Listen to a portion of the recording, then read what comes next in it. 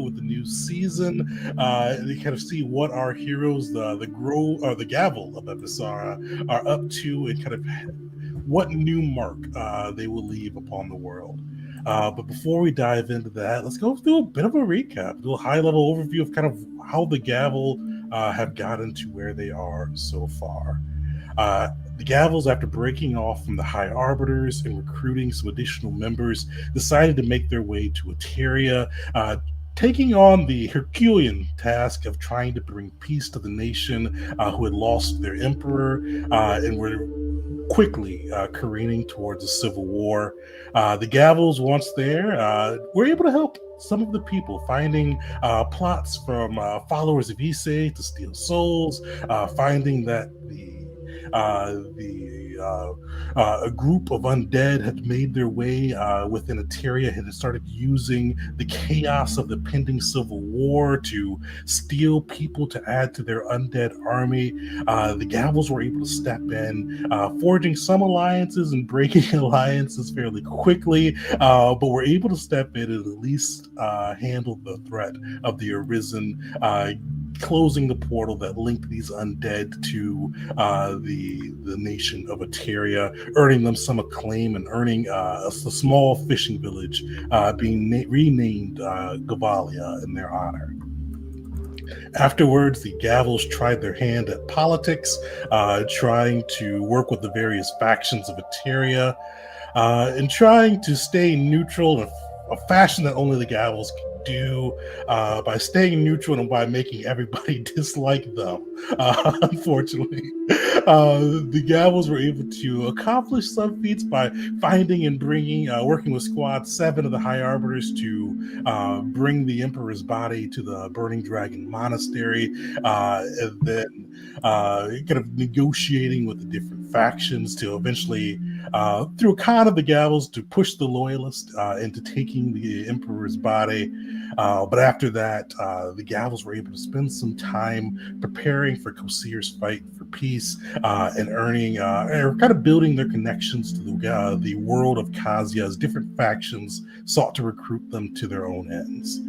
After that, the Gavels were able to participate in Kosir's fight for peace, where they quickly kind of cut through the competition, beating the Adamantium Renegades, beating Squad 7 of the High Arbiters, before challenging Prince Aterza along with General Thrax to a duel.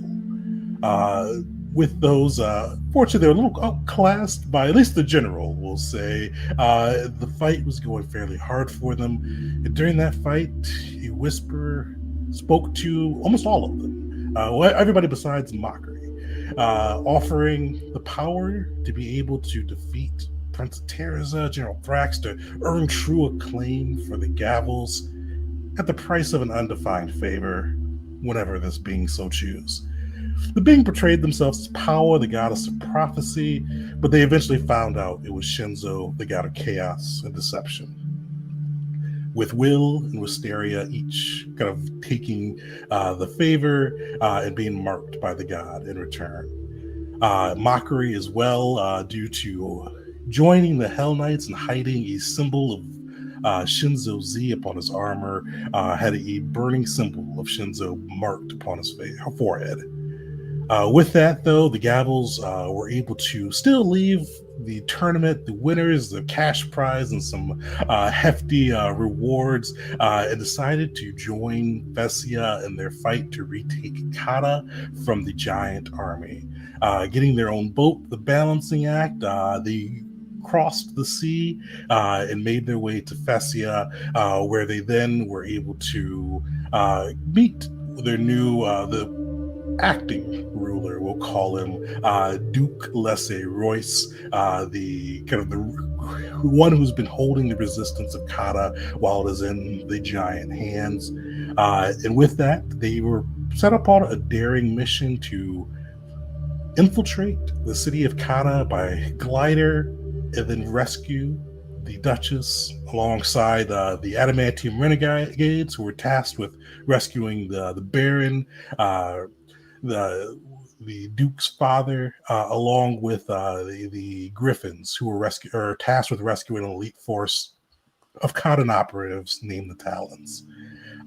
With that, the group was able to make their way through, and while the glider ride was a pretty rough way down, the group had a stunning success with the infiltration. But with Shinzo's chaos interfering, along with what they believed to be a plot to kill the Baron, or by the Duke to kill his father, the Baron. The group for Shinzo switched to the two, the Duchess and the Baron, and the group had to decide if they wanted to be the ones to pull the trigger with no orders to do so, or if they wanted to just trade with the Adamantium Renegades taking the Duchess and them taking or the Adamantium taking the Baron and them taking the Duchess and reporting back.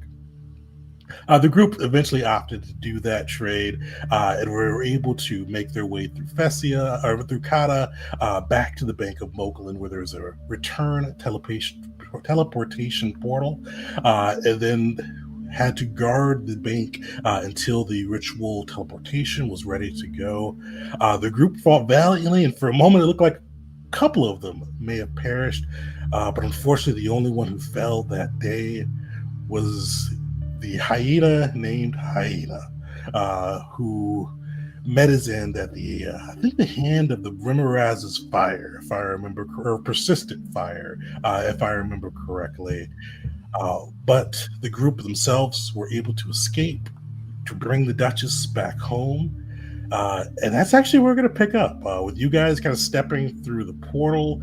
You'll see kind of the tarnished bank of Mokulin quickly fade around you, and you see back into the cotton war camps surrounding you with a circle of mages on each point of this kind of teleportation portal, chanting as you guys are able to make your way through. You see Pericles, the diplomat assigned, the diplomat, kind of the head of diplomacy for the Duke, standing by, a smile upon his face as you guys, the Griffins, the restored talents, and eventually the Adamantium Renegades are able to make their way through the portal. With that, what do you got? I mean, this has been a pretty trying endeavor. How's the group feeling as they make their way through? And with that, so we're gonna have you guys reintroduce your PCs. So with new season, kind of go through and describe what your PC looks like, how they're feeling, give people an idea of what your class and archetype are, and then also kind of how they're dealing with the journey or the adventure so far, and if they've changed at all since kind of the beginning, the path in Eteria. I think in game, like I have to look at, I think 4 months ago, but so some time ago. So with that, who wants to go first? I think. Oh, Go ahead. You want to go first? Yeah, go ahead. Okay, so Monkery, who first joined the Gavels after one of the members, I believe Wisteria, witnessed him fighting one of the Black Tusks of Black Tusk Island of Rogue. Basically, best described as a hellhound, the follower of the Infernals has changed quite a bit from his first appearance. He is much larger now, clad in half-plate Hell Knight garb. He's still wielding his big, wicked-looking greatsword. He has a look to him right now, showing he's not in the best of places. More horns, scales, feathers, fur decorate his body, showing that over time he has slowly begun to become even more infused with infernal energies, though he looks as though he's been put through the ringer. He does not have his original gods backing him, and branded on his forehead is the mark of Shinzo Z. He would normally have someone walking by his side, an animal companion, but that is gone now, turned to ash and dust. His armor is damaged, his psyche a little bit damaged too. He would look sullen, but one of his hands would have a glowing glove with a little heart symbol on it that seems to be still pristine. All in all, Mockery looks rough. Pun intended. Nice. So, Walker, you're able to kind of make your way through the portal. You see kind of all of this going around you. Is there anything you say or do right before we move to the next person? I feel like the only thing he'd utter after everything would kind of be to the gavel overall, not to really.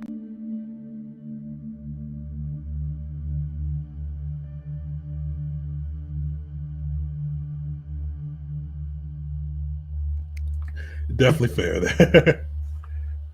Perfect. Who wants to go next? All right, I think I can go next.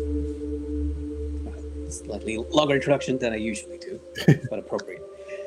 Agnijit Abe, also known as Jeet, is a 20-something-old human man with Ifrit heritage. As the war priest cleric of Nar, the god of fire, he started out with very firm principles and strict loyalties, all of which had been taught to him. By this point in the campaign, he has discovered other principles inside of him that he would like to champion. And as a result, he's learning to loosen those ties of strict loyalties.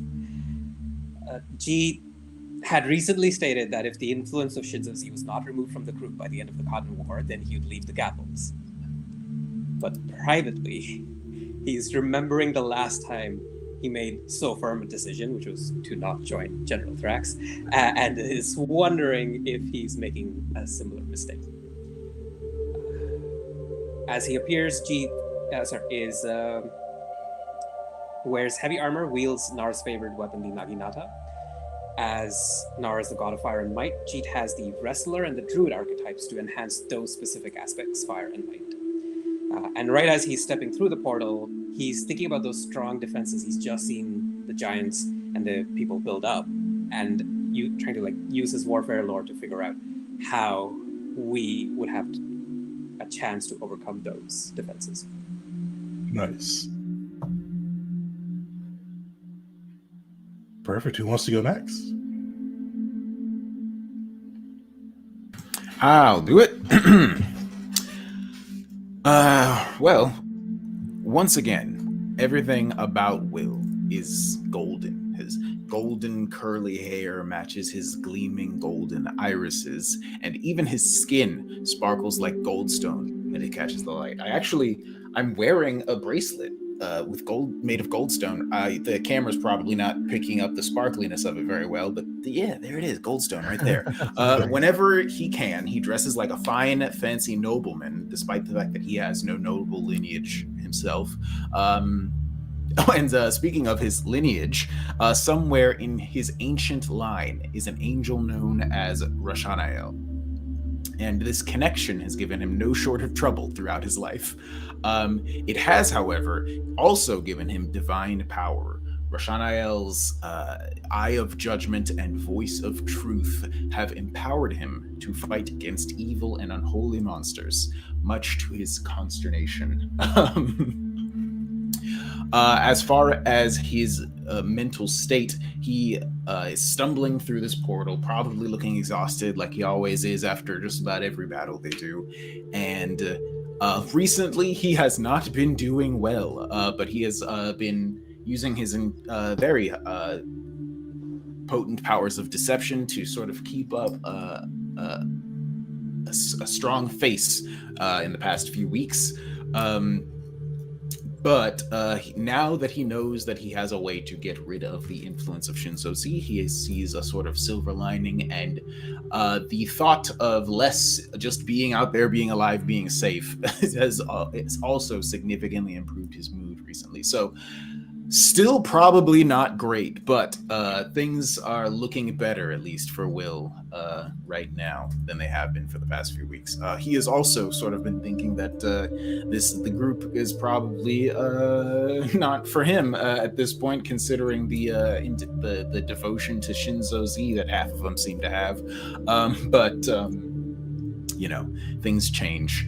And we will see where things are going. There's a lot going on and moving and shifting within the Gabble right now. So we will see what the future brings for him. Perfect. And does Will say or do anything as he exits the portal? Right. At this very second, probably just stumbles out. I think his main concern is just getting out of the way of everybody else coming through the portal. And just finding a safe moment to rest after that intense struggle of having his feet frozen to the ground for approximately 7 million years. He would also probably be just trying to like check on everybody and make sure who made it through. Is there any chance of the things following through the portal, that kind of thing? Like, did everybody make it? Did anybody we don't want to make it make it? That's probably his primary concern right now. Perfect. All right, who's next? I can go next. So Wisteria, her daughter, is a half-orc with a mother from the Reapers of Tawa and a father from the Academy in Mokolin. She has struggled her whole life with trying to balance this dual heritage and the challenges that come with both of those places. She doesn't feel welcome in either of them, despite her best efforts, and has spent much of her life trying to find a place where she feels welcome. After leaving Mokolin, joining with the Arbiters, then deciding that they weren't giving us enough opportunity, and splitting off to become the Gavel.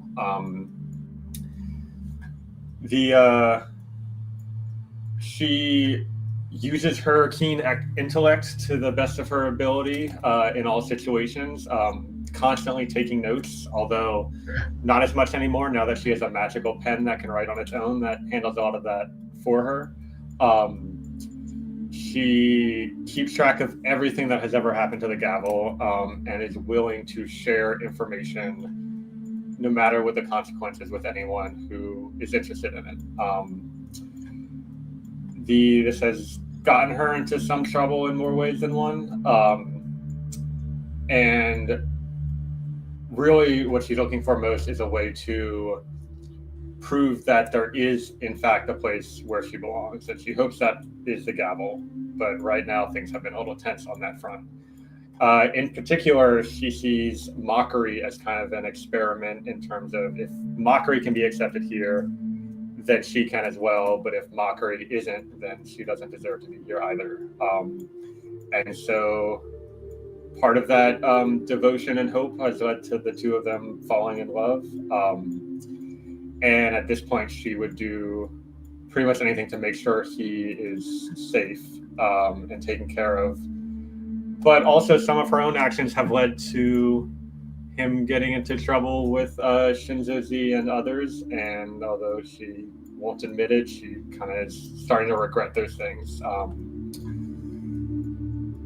And so, and in particular with some of the others having mentioned wanting to leave the Gavel, that's also on her mind with everything going on here. So as she stumbles through this portal, getting back to the war camp, she's preparing, immediately to hand over documents to the Duke detailing everything they experience in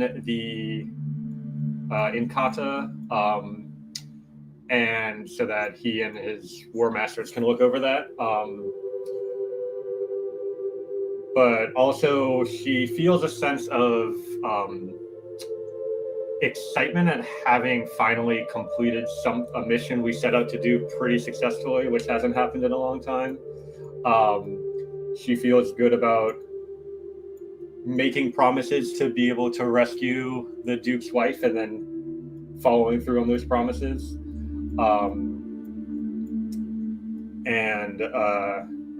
But she does make a note, I was going to say a mental note, but she definitely has it written down somewhere, that Mockery will probably be upset over the loss of Hyena, and maybe might need to have an eye kept on him just to make sure he's okay through that.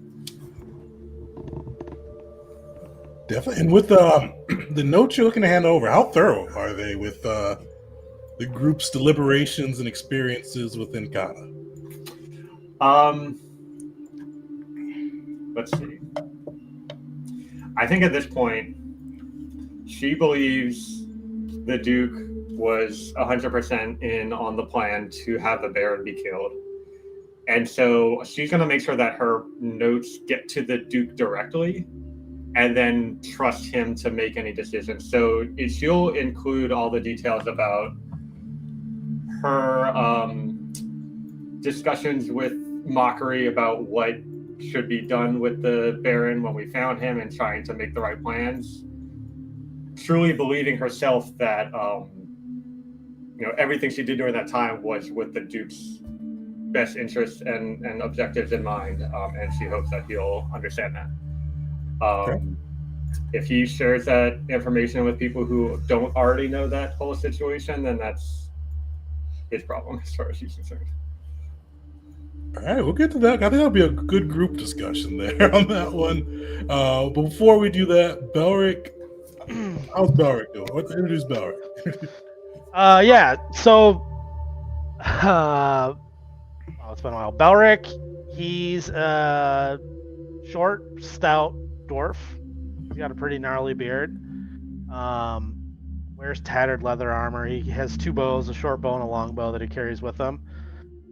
At any time, you can find him bickering with one of his 2 beast companions. So one of them's a ferocious and large black bear named Bear, and the other is a red-eyed hawk from his family's past named Red. So from a class and archetype standpoint, he's a ranger with archetypes in Beastmaster. He's a poisoner, and most recently a druid. And in terms of his background, he started out with the Gavel like he's just a nomadic adventurer. He didn't have much regard for anything, including his own well-being. Like he was just seeking adventure, trying to kind of rebel against his family and just his background, right? And then he eventually stumbled upon the Arbiters. That's where he joined the Gavel, and the rest is history. So the major change for him hasn't been like really too physical. It's been more mental. His big realization is throughout his time with the Gavel, he's begun to, I guess, believe in something, right? He's forged a pretty strong relationship with nature, in particular the goddess of nature, Hera. Yep. And he was even introduced to the Warden of the Wilds at one point and did some training within him, which again has led to some of his new skills. So that's his background. In terms of how he's feeling, I would say he's feeling a little bit hopeful for the first time in a while. I think ever since the Gavel's on the ship, I think there's been a lot of quarreling within the Gavel itself, and I think this most recent mission, everyone had the mission in mind, even though like Shinzo was part of it. I think like no one was being too reactive or trying to create that much chaos, especially towards the end, which seemed to be a little bit again, like gave him a little bit of hope that the Gavel has a future, because for a while he was just on Jeet's side, right? Like this is it. Like after this mission, we're done. So I think he's a little bit hopeful that the Gavel can continue. And then in terms of like him getting out of the portal, I think probably the biggest thing for him, because he's so close with animals and nature, like he would go directly to Mockery, who had just lost Hyena. And he would just kind of put like an arm on his shoulder and just like say like, hey, Hyena was, he was a great beast, and just try to provide a little bit of comfort for Mockery. So yeah, that would be it. When Wisteria notices you go over there, she looks down and checks off a box on her to-do list. Damn. Oh, I realized also. Sorry. I just realized. Dang it, man! We keep hold. Let me go first. Will, I forgot. I realized I didn't mention any of the mechanical things about Will during my description. Oh. Will is a human with the Nephilim heritage, a sorcerer with a psychic archetype. He also has the dandy dedication. That's it. Perfect. Wisteria is a half-orc rogue with the investigator, pathfinder agent, and that recently acquired medic archetypes. Nice. Mockery is a Hell Knight martial champion Colo Nephilim. Oh. And Mockery definitely both needs and accepts the comfort as he just he goes out of his way to hug Belric. It's certainly an awkward hug, right? Like Belric is awkward about comforting. He's like, there. Like, I mean, he's obviously like he's distraught about it, right? But yeah, like, and then when the hug happens, I would imagine their butts are both out, and they're like, okay. You're also like 3 feet taller than him, I think. So. That too. Or you just grab me and bring me in. I'm picturing like the mark of Shinzo Z like pushing right against her forehead. Yeah. Well, it's on Mockery's forehead, so Yeah, so he's like leaning over.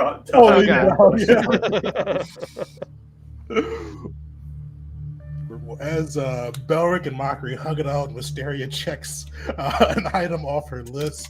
You do, for a moment, as you guys come through, and ahead of you, you can hear the cheers roaring up as the Duchess, the Griffins, and the Talons make their way back into Kata. But as you all emerge and kind of clear the way from the portal, eventually a hush falls over the crowd. As you guys look back, you see the Adamantium Renegades emerging from the portal with Cavett holding the body of Baron Royce in his arms with a purple cloak draped over him. You see the crowd, like for a moment, is hushed. And then you hear some kind of wails, some just pure shock silence. G, you kind of notice at the same time as this shocked silence, as the wails, the silence, as everything, as there's distractions going on, you feel I forgot the name of the spell, but that spell that you were able to affix to people to know kind of their location. Yeah, status. Oh, status. Easy one to remember. You feel one of your little status pieces just disappear. Like it just feels like somebody removed it quickly. For a moment, though, you hear kind of the people, the stunned silence, the wailing, and then Perocles goes, Cottons, while our glorious Baron may be deceased, this is not a time for mourning. I will fetch the Duke to let him know that his wife and father's remains have been returned. This is a day not quite to celebrate, but this will be marked as the day when our fortunes reversed, when we are able to retake our homeland, when these pieces were laid bare, and we knew the steps we had to take. So for now, mourn our glorious Baron, but know that soon, Duke Lesse, the one who has fought for us for so long, will be crowned, and we will have a new Baron. And long may he reign.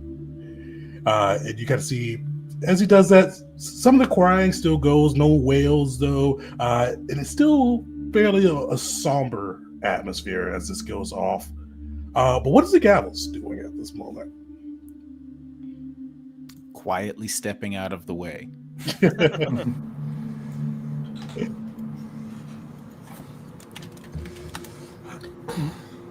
Mockery, letting go of Belric, is looking at this display, and you can see the wheels on his head turning, and he doesn't like all the things he's coming to. And he's going to slink off, kind of into the shadows, letting this play out without him.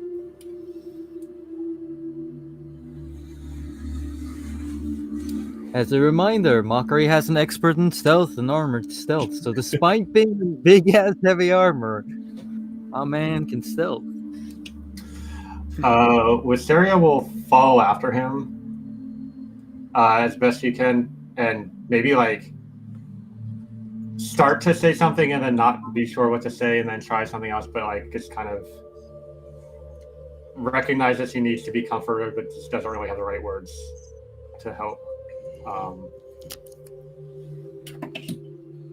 and kind of keeps her distance, but keeps an eye on them.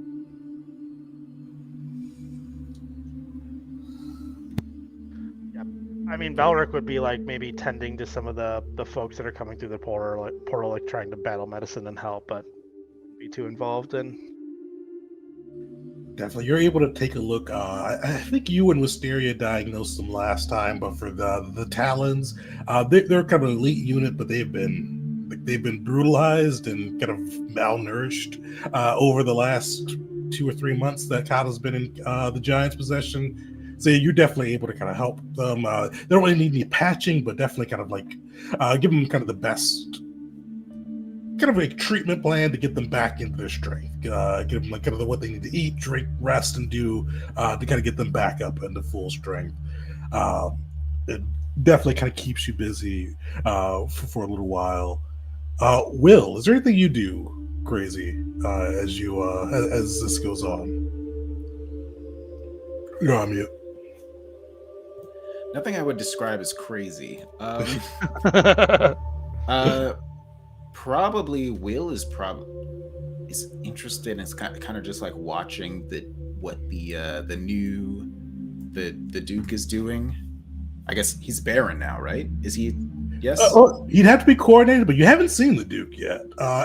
He's not here. In the recap, because remember the Duke? I think Wisteria and Jeet uncovered that the Duke came with you guys, or came with, I should say, the Griffins. Right, I forgot about that. So Jeet a minute ago felt the status disappear as kind of the renegades came through, but you've not seen him pop up yet.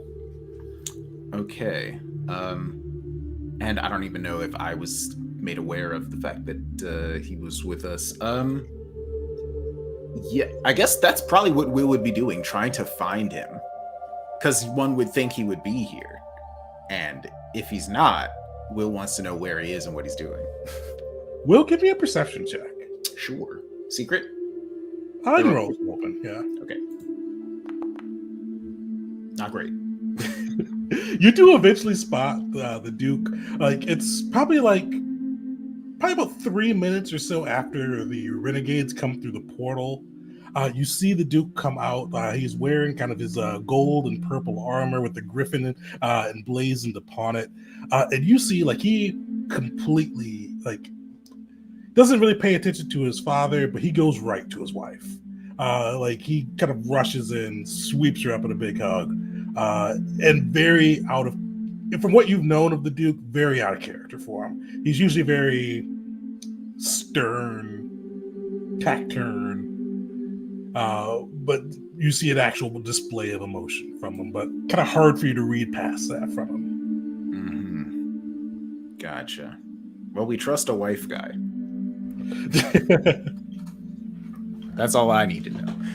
All right. But yeah, Will, I guess, wanted to see his reaction because of all the stuff we heard. Wanted to see what he does immediately upon being informed of his father's death, and like how he's reacting and what he's doing and all that stuff. But yeah, that's enough info that Will is satisfied with. Ah, yes, wife, good. Perfect. Well, you guys are able to see this display go through. Eventually, after the Duke does kind of embrace the Duchess, he does eventually turn to his father's body, and you see he actually even kind of takes it from Kavup's hands and kind of struggles with the weight, but does carry it off. The Adamantium Renegades, you see quickly kind of head back to their side of the camp, and overall, like, the group eventually starts to disperse. The Procles does kind of call out in a bellowing voice, "The Duke must be crowned.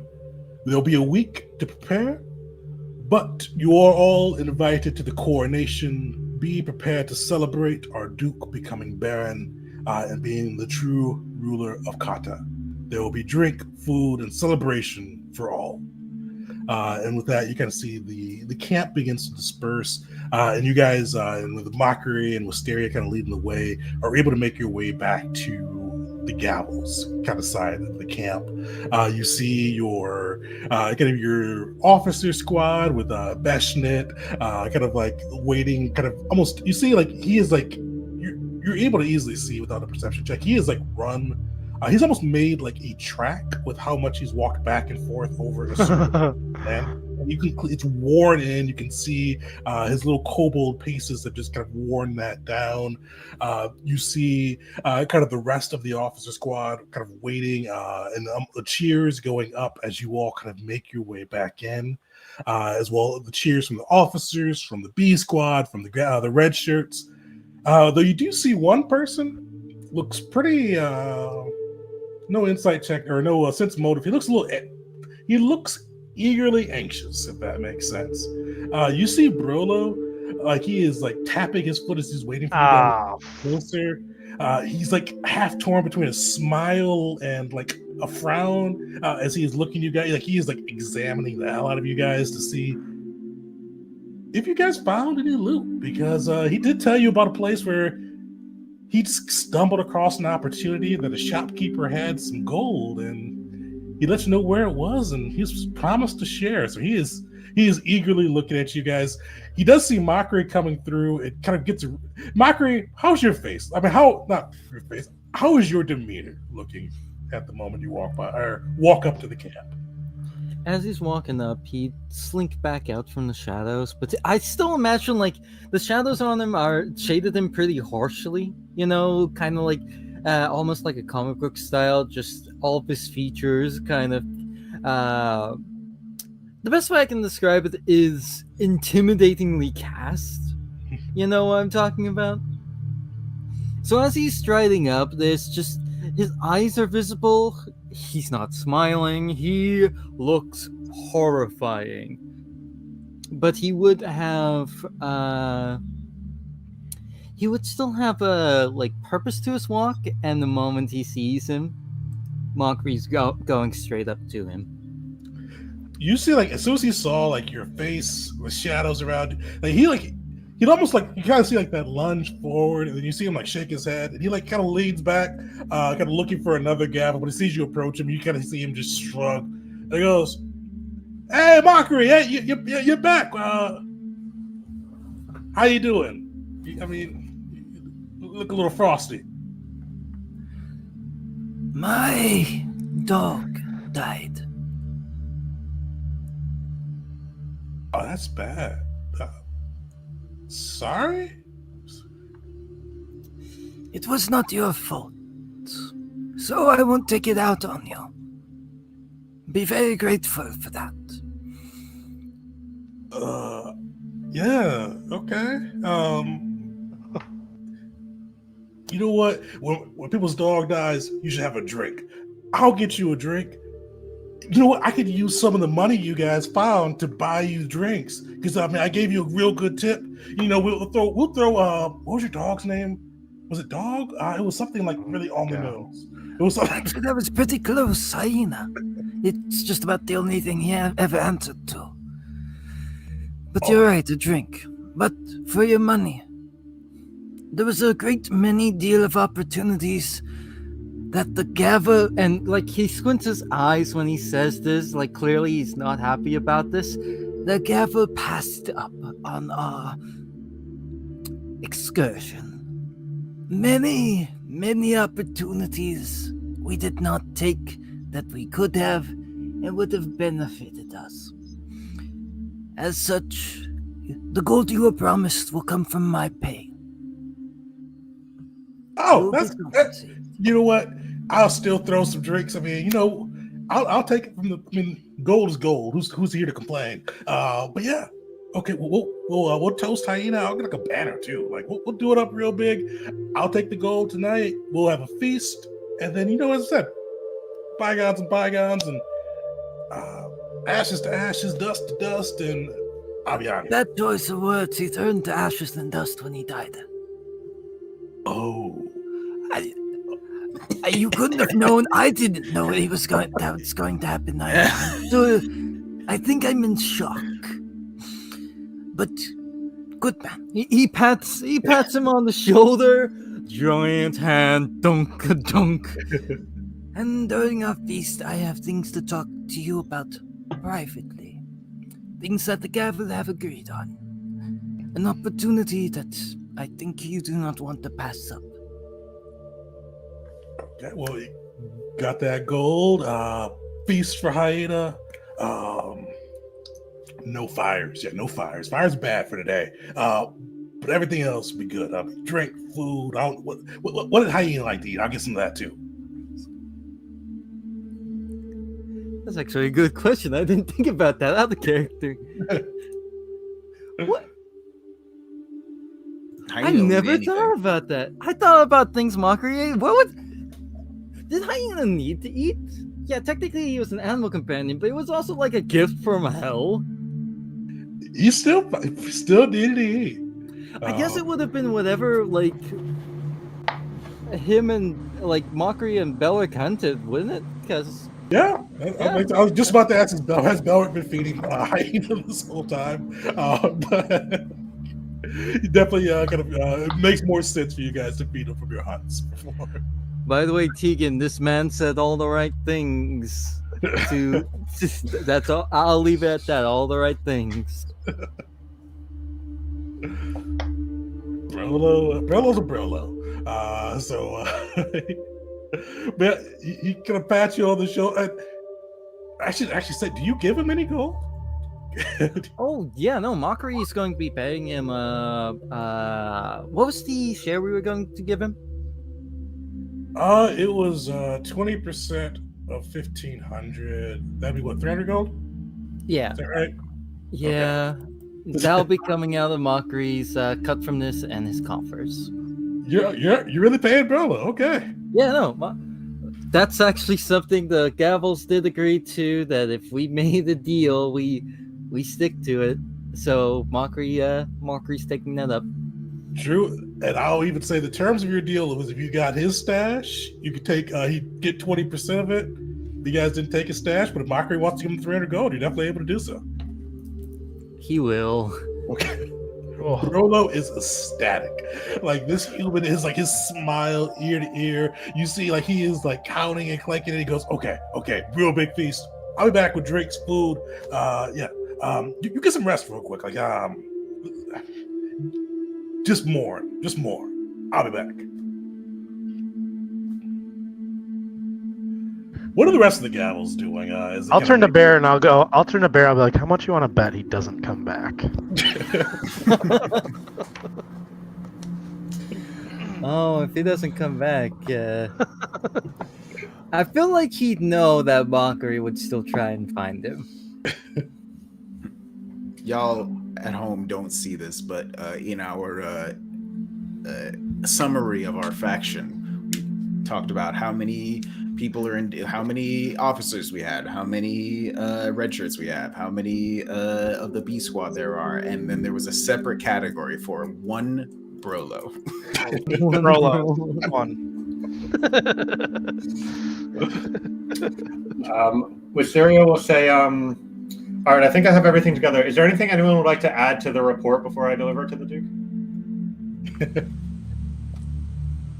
The report you're delivering to the the mission report. Yes. Oh, okay. Yes. I want to take a look at it so we have all of the defenses on their side correctly. Like, we know that they're repairing the walls and they're defending against. Did you mention they're defending against the ship attacks? And then he'll start reading. Yeah, he'll hand it over. And as usual, it's highly verbose and very detailed. Useful, but maybe too much to the point of being a little bit less useful than it could be. These include our internal discussions. He looks around to everyone else. Do we want to tell him that we know about what he planned with his father? I feel like we don't. I'm trying to think. I mean, a much more conniving group might try to use that as blackmail information, but I don't want to do that personally. Out of character, you mean like Shinzo Z? Yeah, like that.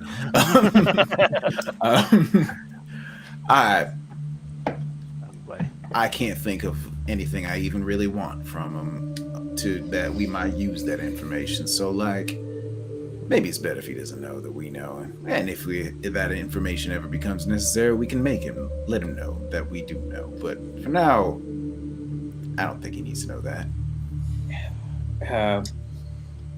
G is stepping from one foot to the other because what he's about to say is not very honorable, but he passes the notes to Will, and he says, Will, if there's anything you could do or anything you could redact to make us seem as a group more decisive, less squabbly, and generally on the ball, maybe we should. Perhaps. I want to look at it. Like, does it include, like, on the one hand, it does seem like it might be a good thing for him to know that we considered going after the leadership over there, but Anka, right? Anka? Oh yeah, War Chief Tanaka. Yeah. It might seem. I think it's fine if he knows that we discussed it and decided not to do that. And then I look at the notes, I'm like, oh, not like this. Sorry, I'm confused. The Duke is our ally. Wouldn't it be only beneficial to be completely upfront and honest with him? I agree. Certainly, we want him to know that we considered and discussed it, but maybe don't give him all the details about the exact words spoken. I disagree. I feel as though by being this transparent, he will understand that we are a honest bunch. And Jeet, I'm rather surprised. Okay. Yes, you're An surprised. honest Is when he says honest bunch, I'll laugh. Look, Lucky it a is mockery. good to be honorable, yes, and we should strive for that. But sometimes it's better to put your best foot forward.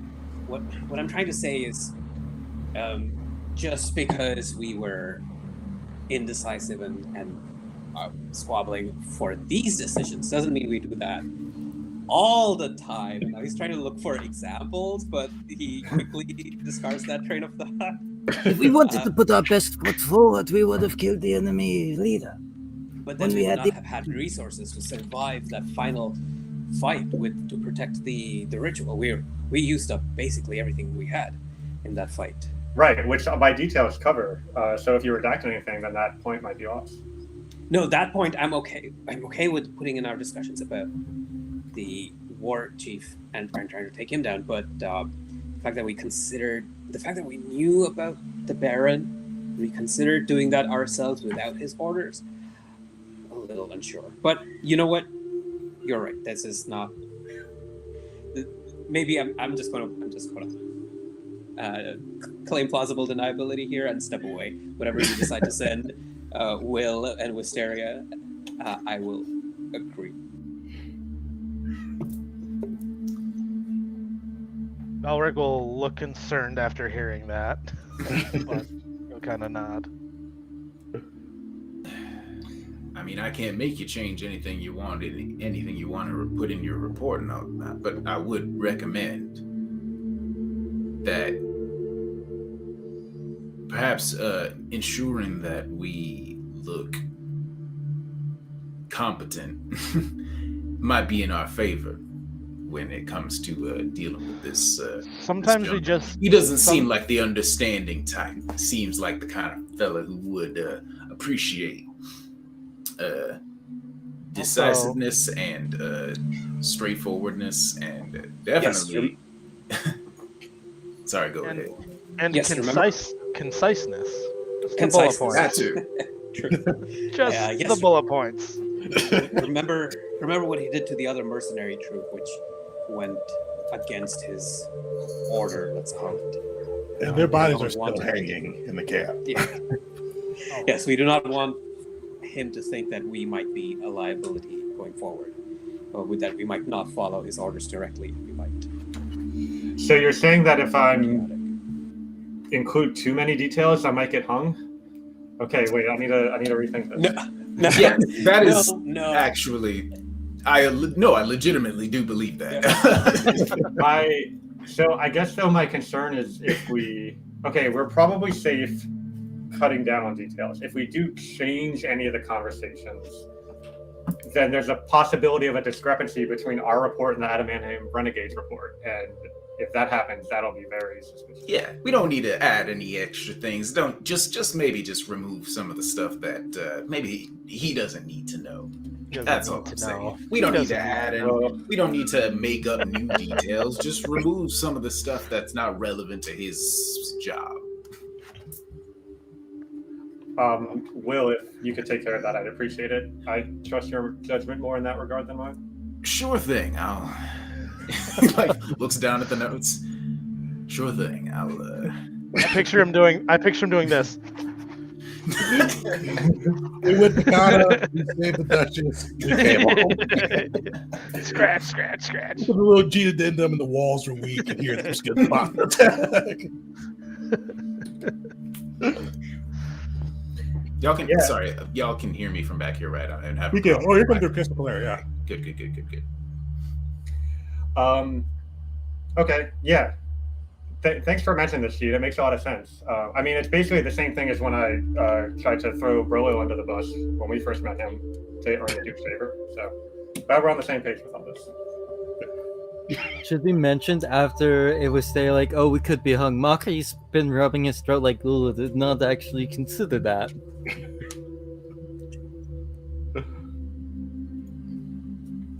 Perfect. Well, you guys are able to give the heavily redacted report over to kind of one of the Duke's soldiers to bring to the Duke himself. Before you kind of like turn in for the night, is there anything you all want to do? From Mockery's side of things, he definitely wants to talk to Burlo. Anyone else? This is a discussion we have had out of character, and I think I would just like to briefly just mention that we have it in character. Like, we don't have to play it out because we already know the end, but like, we discuss that everyone's okay with Will revealing that we stole the blueprints for the airship to that person. And I have precisely one spell slot left, and it is the one that I could use to cast Sending to do it today. No, actually, no, I have a couple of first level spells as well. But if that possible, would get rid I would of, like to do that tonight. I that actually would get rid of the mark. Right? Yes, that would get rid of Will's mark if he did that. At least, assuming I have not been deceived again. But if that is the case, I'm going to crash out. But I did note something about the spell. I even wrote the message counting to make sure it was the correct number of words, but I noticed that it requires that I know the person very well, and I don't think I know this person very well that I'm sending the message to. I think I know briefly... Well. Yeah. He's also a noble, which sometimes have their own protections. Yeah, I might have to send a letter. Committing to going, and for the viewers too. Narak, one of Shinzo's minions, the Baron of Chaos, we should say, offered Will the choice of two options for his favor. He let him know before leaving for Kata that he would have to tell the truth, because angels should tell the truth, he said. And with that, he gave him two options of how he should tell the truth. Either tell on the Gavels, let Lord Corin Axon of Codinia know that they stole his airship plans and risk his wrath, or tell the truth on the Duke of Kata, that they believe, or that he or someone was responsible for the Baron's death, and that it was not an accident, that this was all a big conspiracy. And the group is going with telling Lord Corin Axon.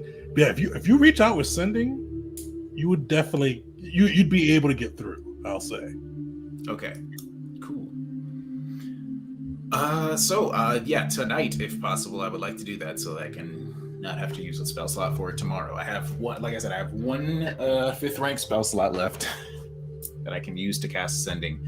I might have to target one of his assistants or somebody else that can get the message to him. Yeah, I would like to do that tonight as well. Perfect. As you reach out, you see kind of the Cheshire like grin, and then you see it morph into from the shadows. This starlit half man with kind of like inky black night skin with bits of stars kind of shining from them, giving off a sickly shadowy glow. And you see the smile goes, oh, Will, you made a decision? Who are you gonna tell the truth to? Or are you not going to tell the truth? That could be fun too, because there's a whole bunch of things we can do with that too. I'm going to stop you right there. Yes, I'm planning on sending the message to the Codinian Lord to let him know that we were the ones who stole the thing. I've already considered the message I'm planning to send. Just need to make sure that he's going to get it. Oh, we'll make sure he gets it. Yeah, well, that's the fun part. I mean, what's he gonna do? You know how valuable those things were? I mean, I don't know what he's gonna do. He had a $10,000 body just to figure out who did it?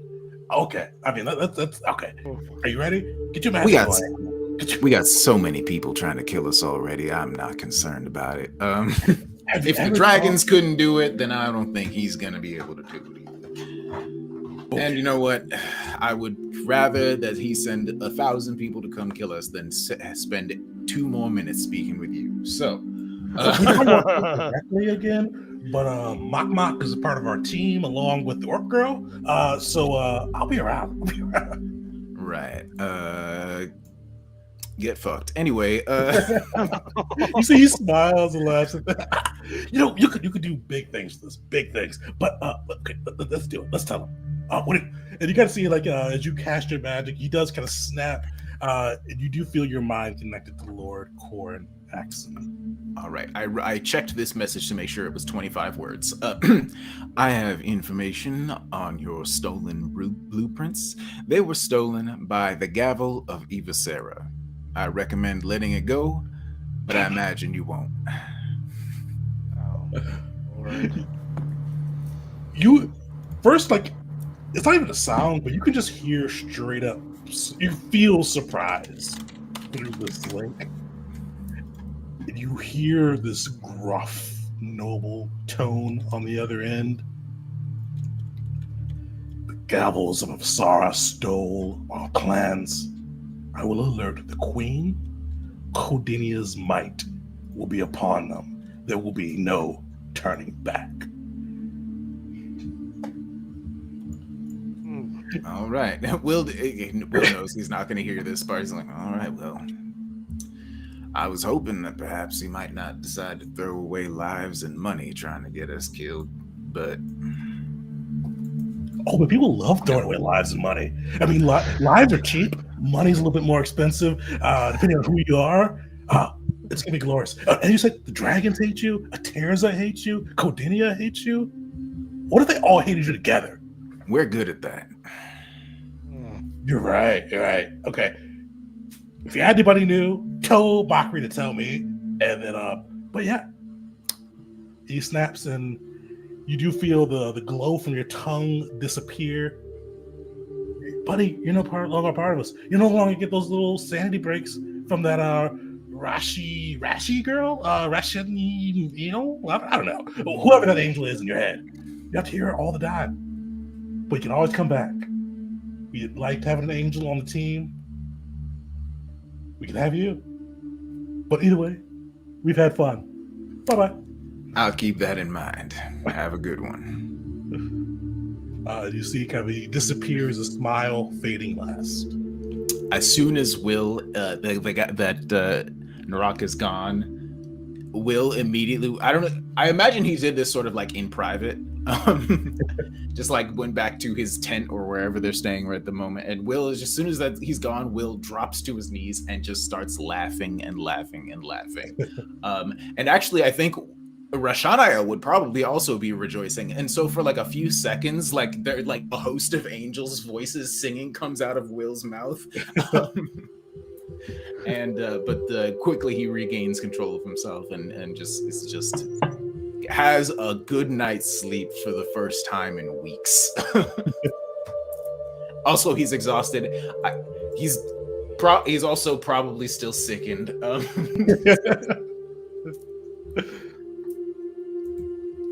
Perfect. You're able to get that message out. the Lord Kor and Axon become free from Shinzo's corrupting mark, leaving the gavels down to Wisteria, who has a mark and a broken contract, and Mockery, who has pledged himself to Shinzo. But we'll talk about that a little later. Before we move on to the next day, is anybody else doing anything that night? Yes, Mockery with Brolo. Okay. All So, right. I imagine they've both had a few drinks at this point, poured one out for Hyena. Brolo hasn't come back yet. Alright, so it's Mockery. Could it be Mockery kind of like shifting out of the shadows wherever Brolo has been? Give me a perception check. Damn. I almost clicked initiative instead of perception. My bad there. You find Brolo. Roll initiative. Hold on. We're going to by Shinzo's might use Envision from the Hell Knight Half-Plate. For +2 to a new roll on this. This is a fortune effect. So let me add the... Damn. You look through the night, you've not found Brolo yet. Sorry, I just want to quickly clarify. Damn. Don't you owe an extra favor to Shinzo Z every time you do that? He does. He's at 5. Or It's more of a deficit. But more I can give him disadvantage favor. Yeah. Wait. What? Every time you do what? Every time I do this in Vision, that gives Tegan a little token where you can say, hey, you know that roll you just did? Give me a new one, but worse. You're at 5. That's better than I thought. I thought it was... Oh, no, not a true favor. Yeah, no. Okay. Those are impactful. This is just a dice. This can be impactful too, but not narratively impactful typically. So, when Brolo doesn't come back, Mockery is sharpening his sword.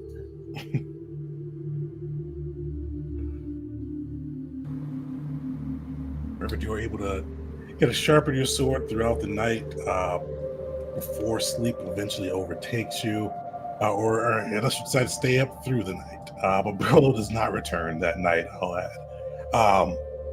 Anybody else doing anything before we move to the next day? Nothing tonight, but probably first thing in the morning I'd go chat with G. If you had anything before then, go ahead. Perfect. Well, you guys are able to go through getting for some a solid night's sleep as they are fully free from those who plagued them. Others a good night's sleep knowing that they have done well and have rescued someone from captivity. Others may be strained and kind of waiting for someone to return. But either way, you are able to get your rest, kind of recuperate, get your strength back about you after that trying ordeal. Before one of the things that kind of happens right early in the morning, you do get a messenger that arrives. And basically it's written in hastily scrawled print. But basically you see the shipwright replies to you and goes, just really sloppily handwriting. Finish the boat. Come by soon. I'll tell you about it.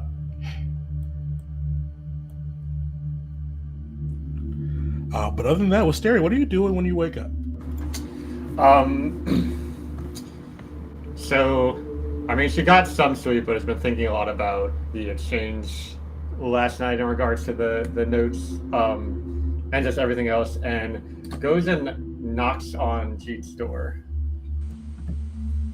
Yeah. Jeet's just finishing up his morning rituals, prayers to Nar, so goes to answer. Wisteria, it's early. What's going on? She's standing there with a notebook in her left hand and a pen in the right hand. She says, "Yes, I have a question for you." Oh my god.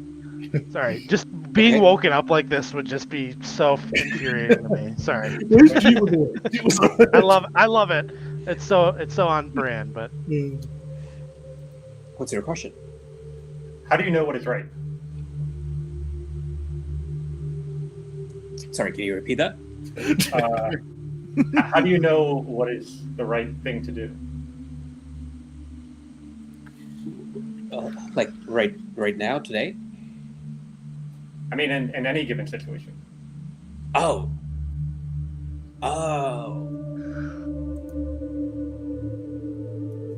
I don't know. Do you want to just talk about it a bit? Let's walk and talk. Let's walk and talk. Okay. As he starts walking, he's like thinking about it. His own thoughts on this are complex. What prompted this? I mean, it's something I've been trying to answer essentially my whole life, and it feels like everybody else has an answer, you in particular, but I don't.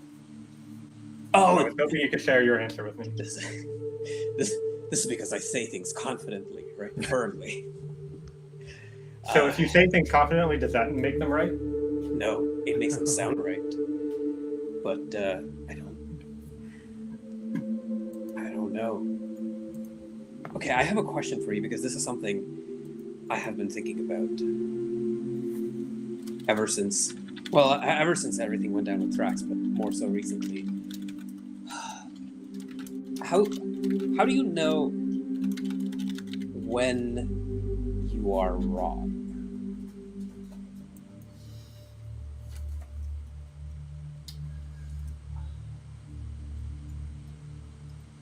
Because when I made that decision with Thrax, it felt right. Everything felt so certain. Like, oh, my loyalties to the clan, loyalties to the Emperor, loyalties to Nar, to the monks. And it just felt right. And now I think maybe it was wrong. Oh, that's a much easier question than the one I asked you. You know something's wrong when you receive information indicating that the alternate universe, when that wrong thing didn't occur, would have been a better one. Okay, so this feels like an answer that is good in hindsight, right? Like Correct. Once things have progressed a bit. I see. Okay. Is there a way for me to know when I'm wrong in the moment? I've heard of certain divination wizards with methods of casting spells to look into the future. And then, other than that, the best method I can think of probably would be related to the similar magic to the Children of Mialo and their ability to share consciousness. Because if that's something that we can achieve for all people in the entire world, then everyone would know the outcomes of their actions beforehand, and therefore you can make decisions that are never wrong. Wisteria, I admire and am afraid of how you think in these very certain terms. But I think you have something when you talked about the Children of Mialo and the feedback you receive from others. Because when I think about that day and those discussions that we had, there was one way for me to know that I was wrong, which is that all of you were telling me that maybe that's not the best way to approach it. You're all gracious enough to agree with my decision, but I could see it in many of your eyes and hear it in many of your words as well, that we should have gone with Thrax. So I used to think that what is right just comes from inside, right? Like it's the principles, it's whatever I have decided on is what is right. And now I'm wondering, should I be open? I should be more open to just listening to what people around me have to say, especially you four. It's interesting because I spent my whole childhood, several years among the Reavers, and then much of my teenage and young adult life in Mogollon doing precisely that, listening to the people around me, trying to do precisely what they wanted, and treating those that I was involved with as the true determiner of right and wrong. And I'm not with either of those groups anymore, and I think that's for the best. Yeah. So how can you know if you're surrounded by people who know what's right or wrong? Okay, I think it is without the magics that you mentioned, without the divination magics you mentioned. I think there is no way to have a correct answer and to know that you're choosing the correct thing. So I think practically it comes down to balancing the two impulses, the thing that feels right inside of you, and then the thing that others are saying around you. But I think it helps if those others are people you trust and respect.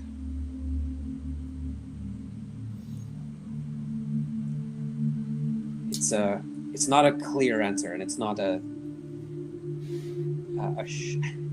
to not use the word algorithm here. There's no way that you can for certain arrive at the sure answer, but I think maybe there is a balance in the middle, a fuzzy balance.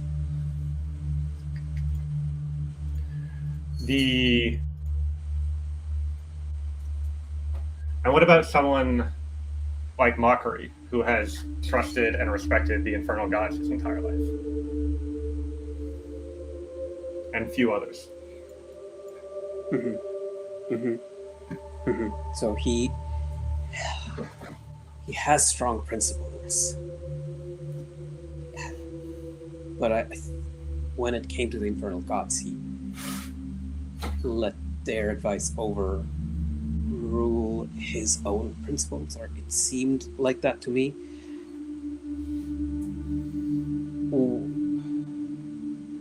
I don't know what the right decision for Mockery is.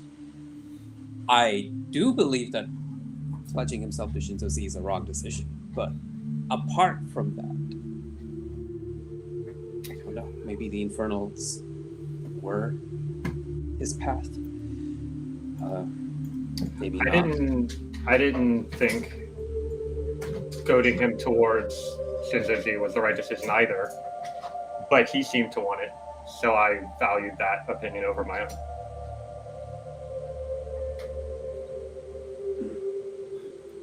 Yeah. And yeah, you all, again, going back to the Thrax thing, I did not. I thought that was the right thing, and you all agreed with me, and so it's tough because I will not say that I would have reacted extremely well if you had all chosen to still go with Thrax, and I do not know if Mockery would have reacted especially well if you had an opportunity to connect him to Shinzo and you did not. So I do not know how things could have turned out. And now he thinks a bit of his sister as well. And I think if we let ourselves go down the path of regret and what we could have done differently, that is endless and entirely unhelpful. So this is a good discussion to have, to think about how we can change things right now and going forward, and how we can learn from the past. But let's make sure we are not going down the path of regret. So do you still plan on leaving the Gavel after the contract is completed? Oh, I've been thinking about that too. I am not sure anymore. In my mind, I thought, if I ask all of the Gavel members, is this the right decision? Right? And all four of you say, no, it's not, and you should stay, then maybe I should stay. Maybe I'm not entirely certain. But then I also think, right now, if I asked all four of the Gavel members, I think I would get two different responses. So... Well, let's find out. Beller's room should be over this way. Oh, he's probably sleeping. I think a few of them were drinking. and mourning last night, so leave them be. For now, we still have time. We can think about this a little bit more. I have things that I could do if I was not part of the Gavels, like go find my sister and see if I can help her out. But I think I can also make a bigger impact in the world if I'm with the Gavels. And I think maybe me being with the Gavels could be what prevents it from becoming an arm of Shinzo Z's might. Or maybe not. There are so many ways this could go. So I do not know if having that discussion is fruitful right now, because things might just change before the war is over. So there's one other thing that might guide us towards a more clear answer in this discussion of right and wrong. And that is there anything you can think of that is always right or always wrong, no matter the context, no matter the circumstances, no matter who's involved? And Gene, I'm gonna let you think on that one, but I'm gonna pivot to the other three, kind of see what everybody else is doing at this moment. So Mockery, Belric, Will, how do y'all start your day this day? I mean, after the events of the other piece, you've received notice, your ship is ready. Is there anything you all do before we dive into your downtime? Mockery's made a little grave for a hyena out here. It's modest. He puts a mark for each of the infernal gods, since they were the ones who gave him to him originally. Regardless of how they feel about Mockery now, he still puts them on there. Especially Rog, because if I'm correct, Rog was the specific one to hand over Hyena, right? Pebbles. Or Gildrick Pebbles. Gildrick Pebbles. Okay, I got it. So a little... Mockery probably leave something of his that reminded him of Gildrick Pebbles, since that was one of his heroes in the Hell Knights. Figuratively also burying that past behind. And he just stands, looks at it, lets himself cry, but he still just stands. More so tears just streaming across his face. You do go ahead. The last thing I'd say, I imagine the cloud passing overhead, just adding more shade to him as those tears continue to well, so he's kind of just in the shadows. As that cloud passes overhead, you almost feel a hand kind of on your lower back. You look around, you do see Narak standing behind you. Cheshire grin there, but not as enthusiastic as usual. There goes, everything dies. I mean, that's just a fact. Mortals die. They just die. It wasn't. It was a gift from the hells. I'm not sure if it can. If Hyena could have been considered. And then he looks to the grave. No, he was mortal. What do you want, Narak? Oh, well, the other Hell Lords gave you the dog. We would like, because as I said, last time I talked to you, you had a failing grade with us, but you joined us. I mean, willingly. We didn't even want you there initially, but you joined us. And we would like to give you something too, but we want to bring you on board. We don't want to have to keep struggling with you to make sure you know how to do the things, but we want to give you a new animal, one that's just so much better. You want to give me a new animal? Right after the death of something I'd consider a loved one? Too soon? Mockery pinches the bridge of his eyes, just lets out a huff, possibly some smoke coming out as he looks to Narak. I was right when I had guessed the Duke's actual plans.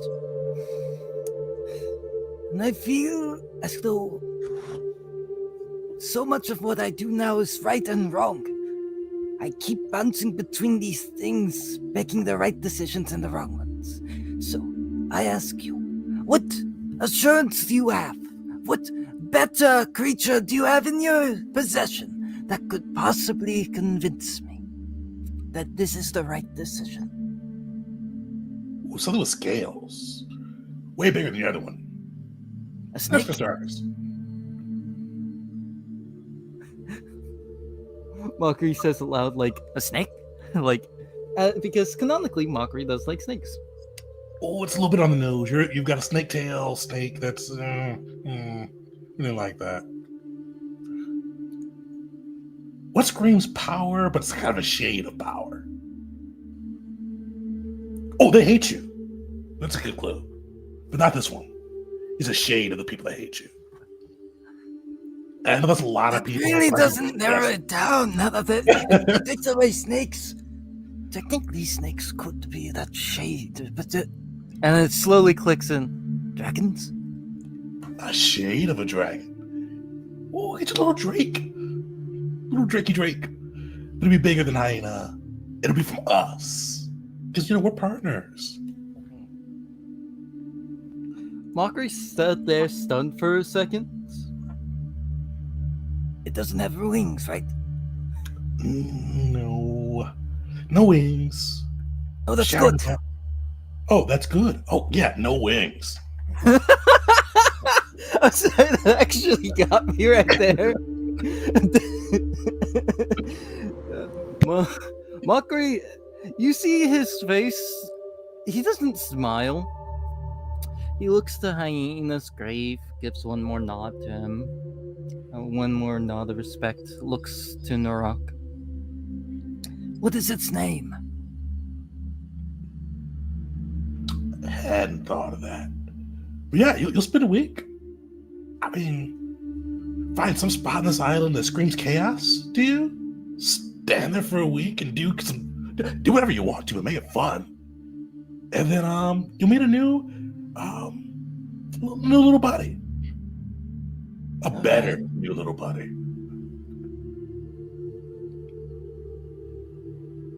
I'll take you up on that. But one more thing before you go. A man has run off with gold. A man I had intended to recruit into the Chaos Knights. Yeah. I told you he'd be a good fit for us, right? Yes. And you gave him 300 gold? I was in shock. I was in grief. It was not a wise decision, but it also proves he falls into this deception of Sun Josie and the fact I cannot track him. That falls into the shadows, does it not? He's done what he wants. If I were to owe you a favor, could you bring him to me? Ooh, another favor. Will just got himself free. Are you sure you want to? I mean, we've already got your pledge, but another favor. That'd be fun. I've thought about this mostly over a glass of ale. Call it an impulse, call it ambition, whatever you'd like. Call it grief or rage. I want to see his face again and decide from there whether he is this new knight or something to put into the ground. So yes, I'll owe you a favor. Ooh, just doubling up there. Oh, spicy. All right. Yeah. We'll bring him back. We know where he is. He's having fun. But yeah. We'll bring him back. After you meet little Drakey pal, we'll bring him back, and then maybe you can feed him to the Drake, or maybe you can have him ride the Drake. Who knows? It'll be up to you. But make it entertaining. But favor owed now, yes, right? Do you want me to shake on it? If you want to. I imagine like it's one of those things where the frame is on the rock right now, and coming in from like the left side is Mockery's hand, which is as big as the rock. You can see he lifts his hand up and like quickly touches yours and then like phases through it. And he goes, ugh, not very pleasant, but hey, deal well struck. Well, Mockery would know. see you in a week. And he snaps and disappears. Will, Beric, what are you two doing? Sleep. Sleeping. I mean, Will's probably got like the best sleep you had in a month, right? Like a month. Yeah. Also, yeah, Will sleeps late in general, and also just like the first night that he hasn't been thinking about this thing. So yeah, he's probably sleeps in late. As far as like after he wakes up, I don't have any immediate thoughts about what he would do. Probably just continue to. I think he really just wants to sort of get involved in the war effort, I think. And there's nothing like immediately like, but he wants to like learn more about like what are the plans, what's going on. But I think that we're going to be finding that stuff out after the downtime and stuff like that. Definitely, and I think Wisteria was the only one, and occasionally Jeet, that went to the early morning war councils. Will could show up. I did mention that Will goes to like a third of them. Okay.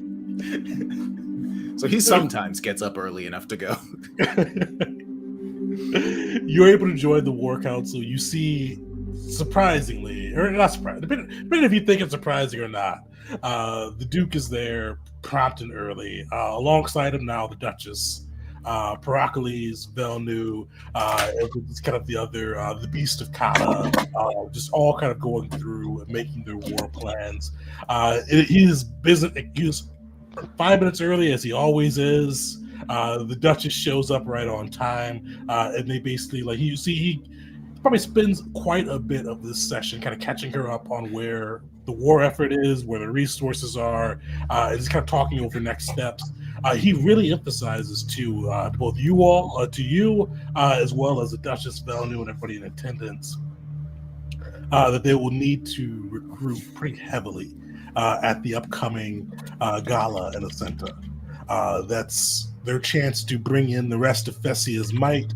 And Will, you're able to overhear that Velnu has brought in has invited some resources from Mokulin, and they need to convince Fessia, Mokulin, and those who attend to lend their might to join the war effort to help them retake Kata. That's one of the big pieces that's really going around, just how essential this will be. Gotcha. Beric, what are you doing for the day? Or what do you do as you wake up in the morning? Yeah, I mean, I don't think anything too special. Like, usually, I mean, after a hard-fought battle, you'd sleep in, and yeah, like I would imagine, like typically what I usually do is like kind of go out and like I guess forage and go through nature, like to help like build some of my like like forage for some stuff that I can use like to heal, and then some of the things I can use to help like enhance my arrows. But outside of that, truly nothing too special. Beric, as you head out to nature, like you almost feel the need to hunt, like this need to like not just hunt, but to be immerse yourself. Like just to be away from this sprawling war camp, away from the trappings of civilization, just to truly experience a week in the wilds, to prepare. Yeah, I mean, that sort of freedom would be after the politics of Eteria and what we've been doing here in Fessia. Like, that would be certainly welcomed by, like that would be a week that would be welcomed by Belric for sure. Perfect. So before we take our break, Jeet, back to you. What's the answer to Wisteria's question there? Oh, the solution to all of morality? Yeah, okay. Yeah. Have you figured it out, philosopher? Of course, of course. Now, Jeet will take the stance and say there is no one right answer. I can say a few platitudes, general statements like "do not hurt the innocent," but it always comes down to the very specifics of the situation, right? What is hurt? Who is innocent? Who is innocent enough? So I cannot give you these fundamental, all-encompassing principles that can help you out in every situation. And wouldn't that take away from your engagement with life if you just had the answer and there was no thought needed and you could just act on it all the time? Isn't it more interesting if every situation has its own factors and you have to make decisions and nothing is completely right, but nothing is completely wrong, regardless of what I said earlier about Mockery and Shinzo Z?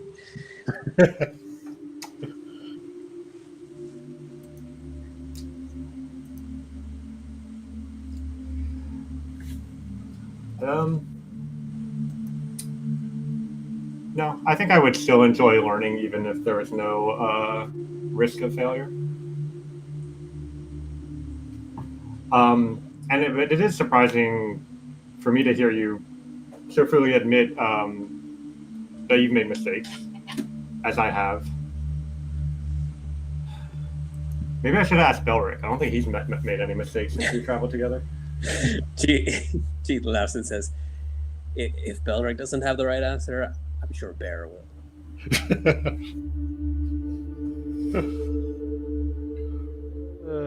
Yikes. Perfect. With that, we will take a quick break. Everybody come back 8:05. We'll get into, or not 9:05. We'll get into downtime. You guys have a week of downtime to spend, along with your faction week downtime. And then probably get into, depending on where time leads, a little bit more into the kind of the next adventure piece. So everybody come back, about 7 minutes.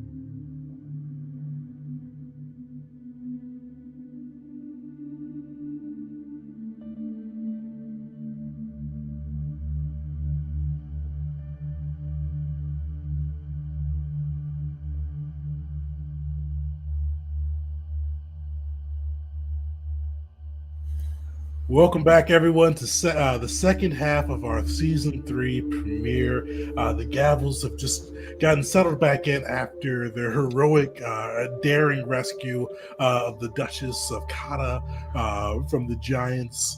And now they're going to spend some time kind of preparing or getting kind of accomplishing their own ends, whether it be strengthening their faction, training new skills, whatever may kind of fit their characters. They have a week of downtime between now and the gala at Ascenta. So that's what we're ahead next.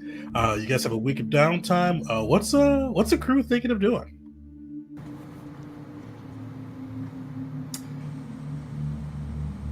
Recruiting more red shirts. I need that troop. How do you feel about recruiting? Besides getting favors with Shinzo to get people back to the gavel. Oh my god.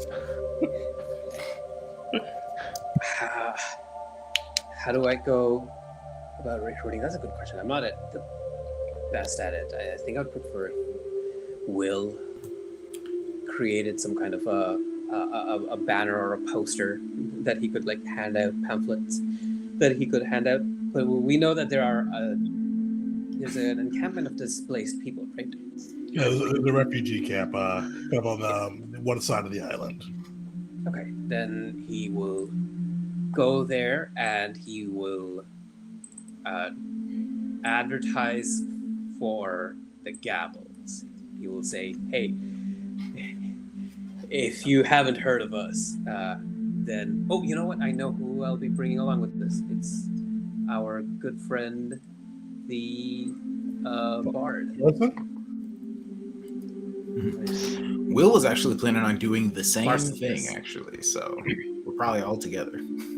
Yeah, all three of us. I think that's good because that works out way better if Marcin and Will are the ones speaking, and Jeet is standing with like all of the equipment, and he like raises his shield when they point to him, or raises his his naginata. He'll like do some action poses for like, oh yeah, he wrestled this creatures, and then he'll enact the wrestling part. Let's do that, Will, if you're up for it. We can both be recruiting, and we'll like try and double up the numbers if we can. Yeah. Will, how does Will kind of aid in that recruitment? Will would also like to focus on the refugees, looking for able-bodied folk who have had time to rest. Because his angle he's approaching this from is, wouldn't you like a chance to take back your home from these monsters? Well, with the Gavel of Evasera, this is your chance. Come fight with us. We will oust these horrifying creatures from the place that you've lived and give you a chance to return to normalcy. And he will be doing that, doing like a fancy display. He uses bullhorn to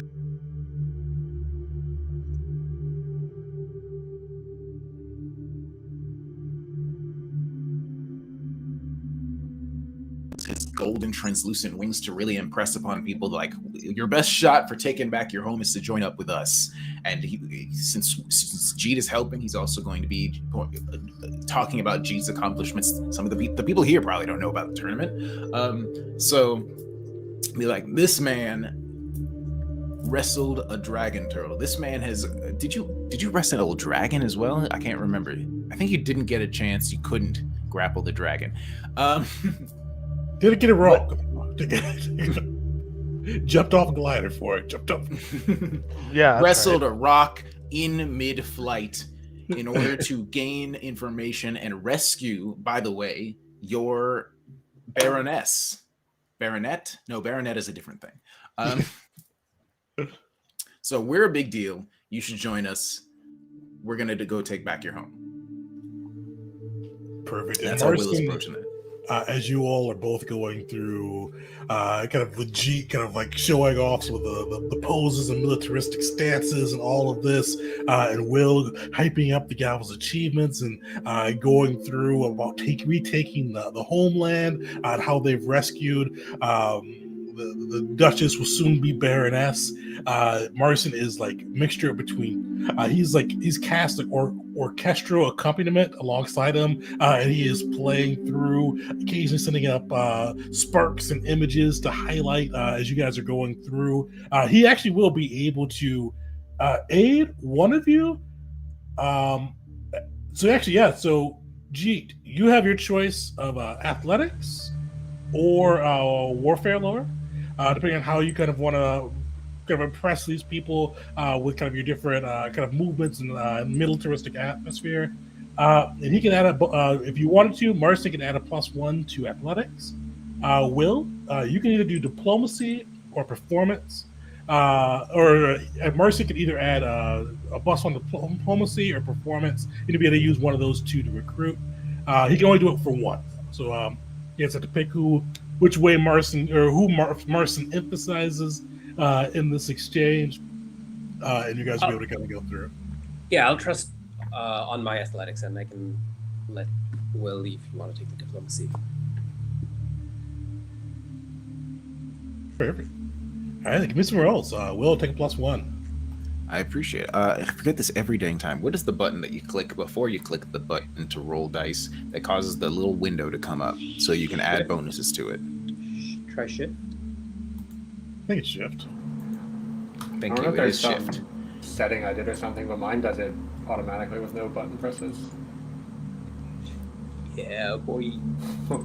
Nice. Jeez. That's a great success. Holy. Yes. My troop. Give me my troop.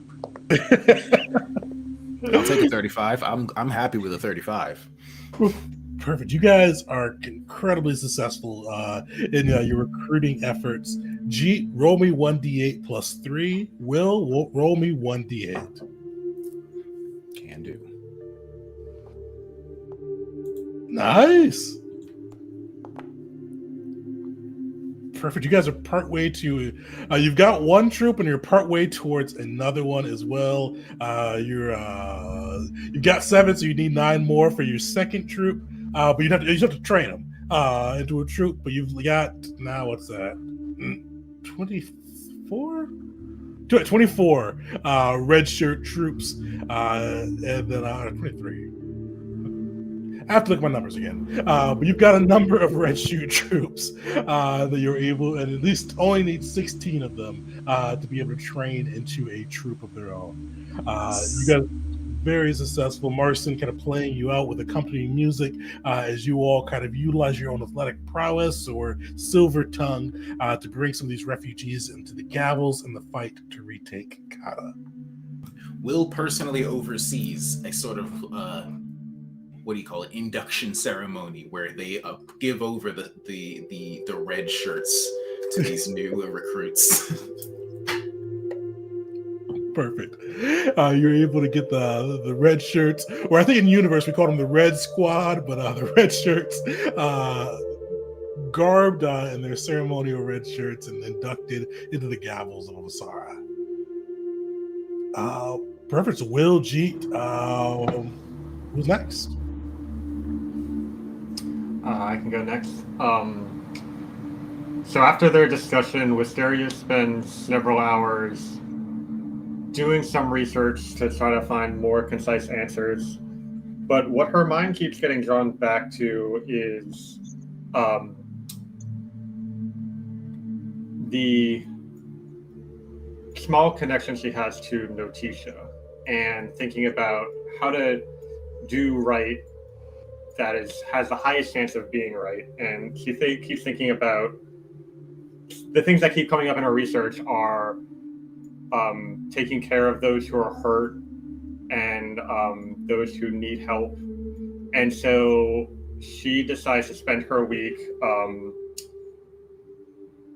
treating wounds of people in the camp. And she's doing it sort of as a experiment to see how it feels and what kind of, does it feel good to her to be doing this or not? But to the people receiving her care, it comes off as very generous and helpful. And so, I mean, maybe this will convince some people to join the gavel, but that's not her intention right now.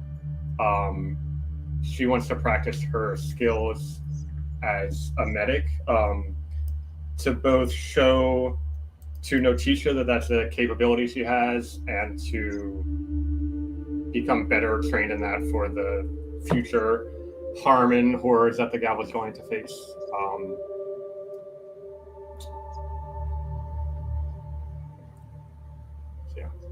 Perfect. And are you retraining for I can't remember if you got the medic by picking up a new one, or are you retraining right now? Not retraining with the downtime, no. Okay. I'm retrained with the level up, but I'm kind of role-playing that kind of shift in character through spending some time honing their skills. Perfect. Give me a medicine check.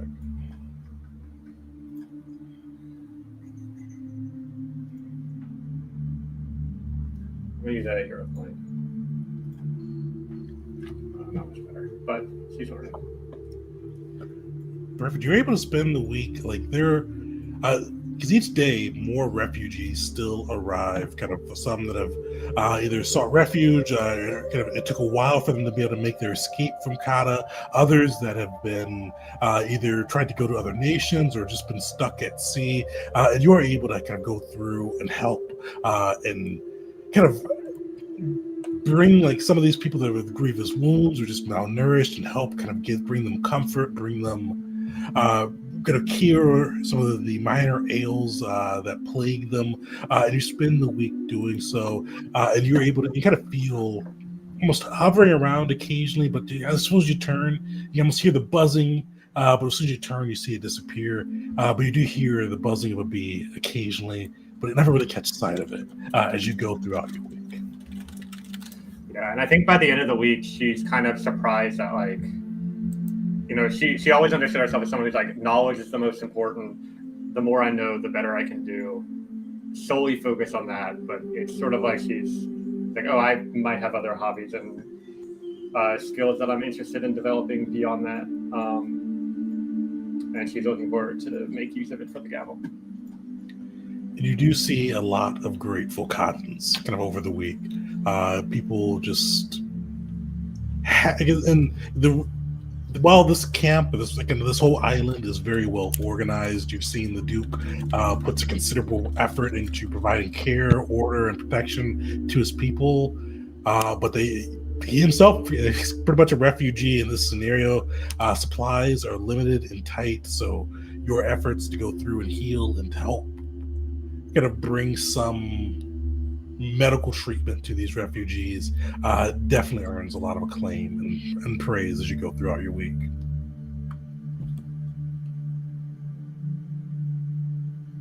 Perfect. Mockery, Belric, who's next? I kind of want to go last. So, Belric. Okay.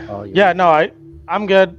I guess I'm looking for a little clarity. Is this like how I'm spending my, like, because I know I'm retraining some things. Is this what I'm doing for that, or is this like kind of some of my level 10 things? Yeah, so you're retraining, but I think you're retraining some druid pieces. So yeah, you definitely kind of feel that call to hunt on that. So I think I call to the wild. And one of the things you probably would have picked up, either from Wisteria's notes, probably not from Wisteria's notes, but at least from some of the other hunters or people within the camp within this island. This island used to be the hunting grounds of the King of Ascenta. Kind of graciously given to the Duke to help kind of house his people until Kata is retaken. So you right now in the middle or kind of the island where the main thoroughfares are, there's not great hunting any longer, with having to be so many people and so much beating back of the kind of so much encroachment of the civilization on the natural wilds. But you're able to definitely go deep into the kind of the island, finding some of the natural forest and natural kind of waters and lands, and just really kind of connect to nature. How does Belric do that? How does he? Where does Belric kind of find his most deepest connection? We'll say to nature. Yeah, I mean, I would say a lot of times on the downtime, especially in cities, Belric's spending time like drinking, and like he's waking up late and that sort of thing. This is a little different. I don't want to say it's like a walk. It's a mini walkabout, right? Like he kind of just up and vanishes. He and Bear are gone, and there's even like some scrolls and books that are missing from maybe a local library or something. But like he's found some things to like kind of read around like nature and Hera, and kind of like just it's the first time he's actually like doing a little bit of studying on his own. So yeah, I mean he's truly like one with nature. Like he's chilling by a waterfall and he's reading a book, and like Bear's over there, and like then they're he's like spearing a fish, and then they're eating it that night. So again, like very just like primal. And then like I don't know if there's any sort of trophy hunting or any like large game or something, but like that would probably be something that would be on his mind, to maybe like stalk but not necessarily kill, just to like kind of see like, hey, like this exists, or like this is maybe where like this particular beast lives, right? Like just learning more about it, but not necessarily like truly killing it, if that makes sense. Definitely. And this is Fessia. They're giant beast of galore, especially as you get away from the camp. Giant alligators, bobcats, like all manner of creatures that you can go through and kind of track and kind of just immerse yourselves within the wild. And kind of midway through, as you're going through and tracking and walking around and reading, and kind of getting closer to kind of the goddess herself, to nature in its kind of prime and its glory. Eventually, you do hear kind of a rumble that turns itself into a roar. Just kind of this booming roar around you. And you do see kind of them stalking out of like this foliage and coverage and vines. You see, doesn't seem like he's fully there, but you do see an image of the Warden of the Wilds kind of just making his way through. And he growls and he goes, "How have your hunts been since we've last met?"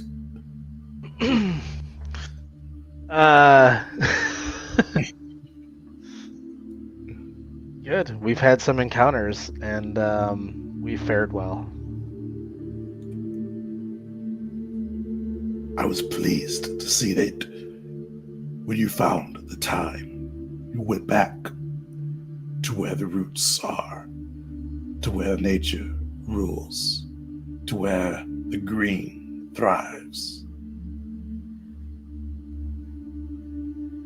Especially with you learning more of the glorious goddess who's provided this to us. You know how to poison. You know how to hunt. I would let you, or I'd have you, be deeper in your connection to the wilds, to the nature, to the primal forces. I would teach you our song and help you conjure our magics to turn against those who would defile our gifts. Would you have it so? Aye, we must protect Hira's gifts at all costs. That is good to hear. And with that, you hear him roar once again. And he spends the weeks kind of going through, like hunting alongside you, but like for a while, he almost like snatches one of your bows away and kind of shows you how to focus and kind of bring the primal magics to bear. It just kind of teaching you this different way to kind of bring in the druidic forces alongside this like almost just truly wild song that he is teaching you, kind of almost this pure melody of the jungle, of the forest, of nature itself, as he kind of helps you kind of connect to your druidic roots. At the end of the week, you do see him kind of like the image of him kind of flickers, and he goes, "The time is not now, but there is a task we will have for you. The Bruins of Fessia are currently carrying out a piece of it, but once you make your way and retake at least the bulkheads or the beaches of Kata in the forest, there will be something for you to do. Practice your magics. Be prepared to aid your former hunting mates. And honor, revere the wilds, and bring a swift death to any who defile them."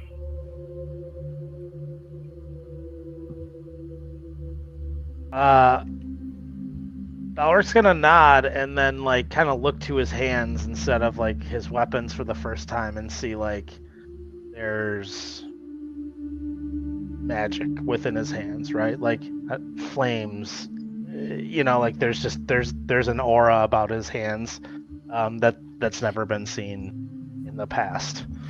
And he'll nod and say, God, what's the edict?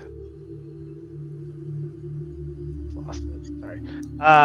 Protect Hira's gifts at all costs. And he'll nod. He goes, you see him start to fade, and he goes, One last gift I'll mention. If you ever want to take the shape of one of Hero's animals, you now have the magic to do so. And you see kind of the warden, this bestial hulk of a man with the face of a wolf, disappears back into the foliage with a low rumble of a roar echoing out from it. Hell yeah. Belric's pretty badass. I know, dude. I know. Dude, I didn't even think of the bear pods. Like, I didn't, it's just the word. Oh, no, it got me. Love it. Perfect. Last downtime. Mockery, how are you spending your week here? Well, he's going to be going to the most chaotic place on the island. Thinking, where would that be? I'll kind of give you a couple options to see where Mockery feels like his own brand of chaos would reside. This used to be a former hunting ground for the king, so kind of similar to Belric. If you leave the camps, with the war camp and the refugee camp, there are kind of like the chaos of the wilds outside. The refugee camp has almost its own form of chaos with so many people, while the Duke is trying his best to give the best living situations he can. It's a lot of people cramped in a lot of small space with very limited resources, and that breeds its own type of chaos. Or even the Duke has a decently, not furnished. Also, his war camp's prisons are not empty. He is very strict about the rules and things he holds his own soldiers to, along with the mercenaries he employs. And those who break his edicts are often sent to the prisons if they've done the prison for a period of time if it's something minor, or hung if it is something major. Yeah, it's a good thing we added those notes. So Mockery would likely... Normally he would join Belric for his hunts, but he does not have hyena, and he is grieving. So I feel like he'd find more of a place amongst these refugees and people living here.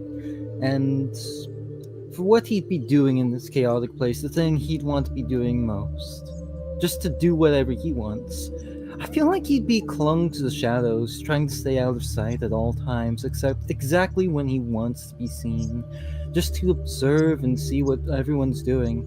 But on occasion during this week, he would come out, likely robed and actually trying to hide his identity somewhat, and offer games and challenges to people to try and push them to either be better or give them the opportunity to win gold. Of course, though, there's always the chance of failure. What type of games would he have them play? I'm sorry, a very terrible joke just came to mind that I cannot say. Oh, yeah, you can say it. Okay, it's basically like... it's one of those awful, like, SpongeBob edits, like, yes. This eating roofing challenge for the homeless people to win $10. Are you going Squid Games on him, or are you going? No. I just thought that immediately came to mind when you said, "What kind of games are you gonna have him play?" No, Mockery isn't down that far into the pit yet, down the rabbit hole. It'd be more like games of chance, where it truly is like completely up to the dice or up to the cards, with a small smattering of skill and wit that can be placed upon there as well. Mockery is actually someone, well, not wise, he's very intelligent. He has an intelligence of 18. So, though it does not match the whiz for it, the WI, games of wits, if you would. And if the person loses, they lose something of great personal value to them, rather than something of like a limb. But if they win, they get more opportunity. Things that can help them along their path that Mockery has stalked them and knows exactly what they needed. Perfect. Give me 2 rolls here. Give me a perception check. Damn. That's a good gaming one. Give me your choice of performance or thievery. Performance or thievery? I'm going to do performance for this, and first, perception. Oh, damn. And performance. Oh, damn. Perception, you start to, like, especially as you do games of chance, you do stumble across a couple of kind of like some of the soldiers that are like typically in the war camp and have been gaming over here in the refugee camp, kind of using some of their soldierly wages to throw dice and play cards with people. Throughout the week, you overhear a couple of them just complaining and bitching about losing money 7 days ago, or about 4 days ago, we'll say. And you start to hear them kind of describing Brolo.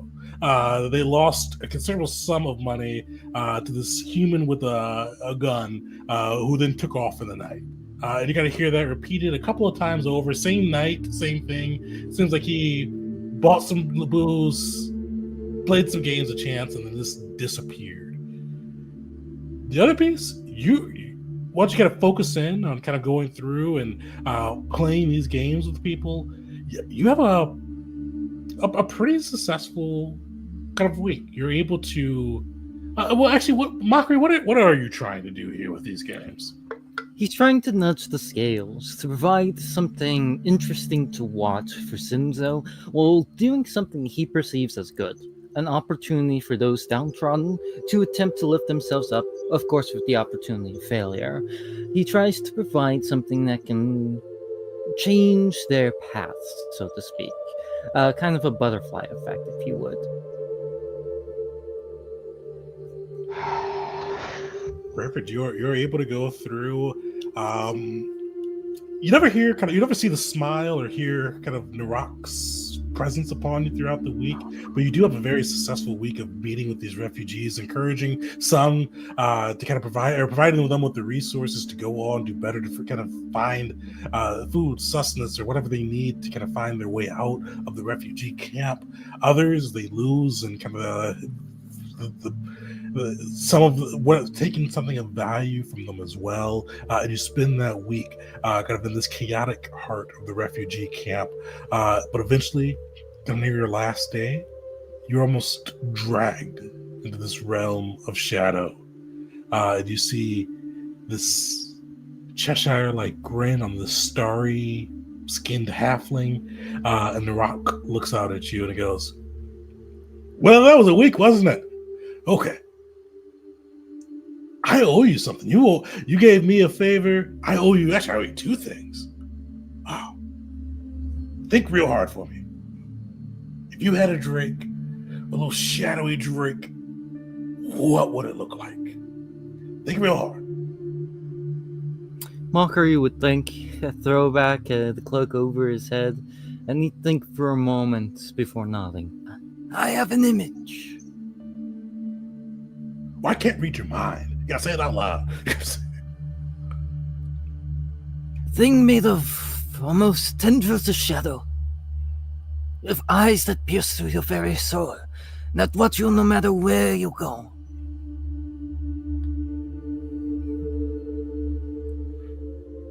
Okay. Well, let me how do I do this? All right. There you go. And you see him snap, and you see like this from the shadows swirl kind of around you, and you see them kind of move to the right and begin to take shape, and you see this large creature almost stepping out of the shadow. One of its paws emerge first, and you see it with this inky black scales. Its face comes through with these haunting eyes, and eventually the whole creature emerges through, and it looks at you. You almost feel this obedient connection to it. And he goes, "All right, you got a little shadowy drink. That thing's yours now." As long as you're with Going us. going off the image I used for the token, Mockery's immediate reaction is, What the fuck is that? That's what you said. I mean, That's not right. He's got that's what I eyes heard. everywhere. Oh, well, I kind of heard that. You said it, right? I said piercing eye. I mean, It's close enough. he kind of take a step back. There's a decent bit of fear in his voice when he sees this thing. The very first thing I should say is I imagine Drake's kind of just my own mental image of him is like Komodo dragons always come to mind for like stances and stuff like that. A lizard that almost crawls on its belly because it cannot take flight, but still imposing and terrifying. And Mockery looks to this thing, especially all the eyes that he particularly requested. And he makes an audible gulping noise, just out of nervousness. Yes, this'll do. This'll do nicely. Now I could name you Drake. However, a different name came to mind. I sold up the Skull Taker. well, that'll be fun to shout out. It came to me in a dream. I don't think it was related to Shinzo, but it sounded like a cool name. Well, Skull Taker it is. All right. Okay, that's one favor. Well, that's actually not a favor. That's, I mean, we said we wanted to, because you're our first chaos night. We want you to be not happy. We want you to be on board. When he says not happy, Mockery looks almost a little offended, but then kind of like nods at that. Yeah, that tracks.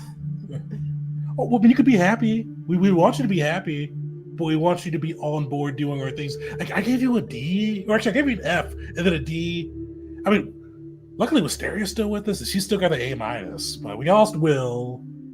And I mean, Wisteria broke a contract. We had to get that later, but did she tell you what the contract was about? No, that's a conversation for another time. But I owe you a favor because you owe me a favor.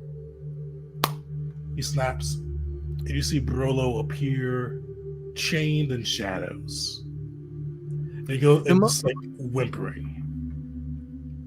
Mockery immediately changes gears, trying to look from where before he was bewildered, terrified, a little insulted. He just goes to stoic, having Skull Taker kind of stride behind him as he goes to Brolo, kneels down to look him in the eye. What did I say to you when I first offered you a spot next to the gavels? That when we fought, there was no way you could run, no way you could hide. Your very soul I would find. Did you not believe me? You know, I was getting drinks. But all of a sudden, I played a few dice games. You know what? The night got away from me, and then I got snatched up. You know, I was gonna be right back. I was coming right back. Can I do a sense motive? Go for it. You don't have to. He's clearly lying. I mean, there's bits of truth. He's a good liar. There's bits of truth mixed in there, but it's a clear lie. Some may call your tongue silver. I think it's just painted copper. As he stands. You. Now I could feed you to Skull Taker here. Yeah, as he steps out of the way so this Drake can just stand imposingly. Or I could give you another offer. Now if you run from this one, I won't bother killing you. You'll be a sacrifice instead. Make with that statement what you will. But I am Mockery, first of the Chaos Knights. And you, Rolo. I would have you at my side. Scum that you are. Liar that you are. You are what Shinzo was looking for. Amongst the Chaos Knights, you can do what you want, when you want, but you answer to me. Is that clear? Give me an intimidation check. All right, intimidation.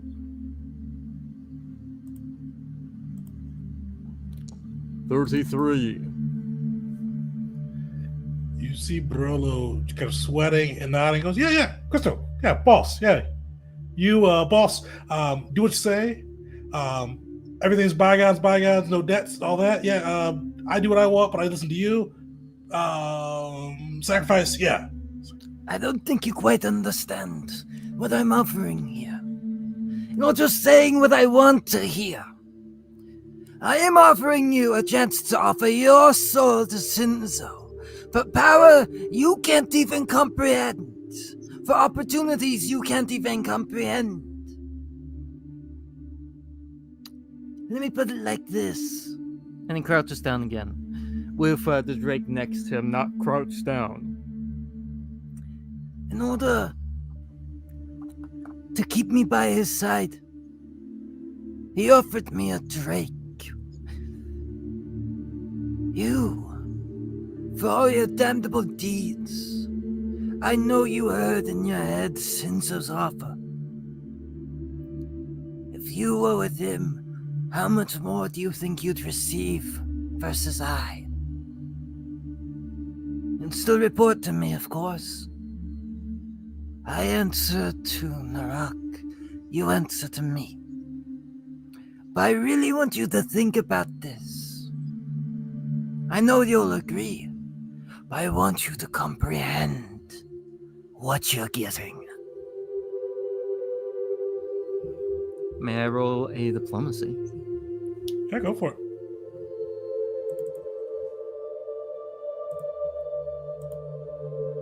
$31.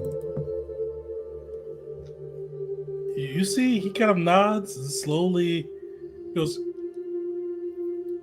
all right, you got a Drake? I can probably get gold. I could probably get like a ship, a kind of golden ship. What's the soul go for?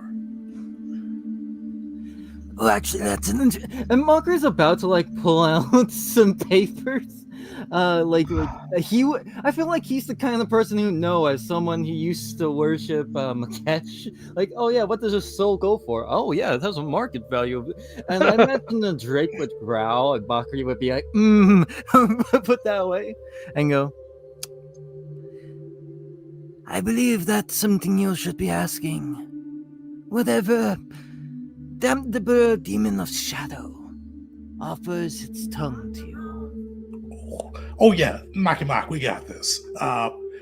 You should know your underlings' deals and all that. He reports to you, but we handle compensation, if you get my drift. Yeah.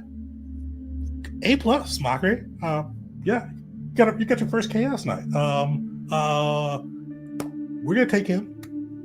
We've got things with him. But he'll report to you. He'll come back and after a time and all of that.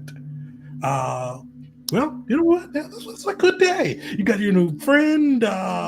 We got a new friend. And you owe us a favor. Didn't think you would do that. I should make the favor telling your friends that you owe us a favor. That would be fun. But I'm not going to do that. That's boring. Oh, fuck. Internally, Mockery is feeling like a piece of shit right now. After Narak says that, he just looks to him like, that would be one of the worst things you could make me do right now.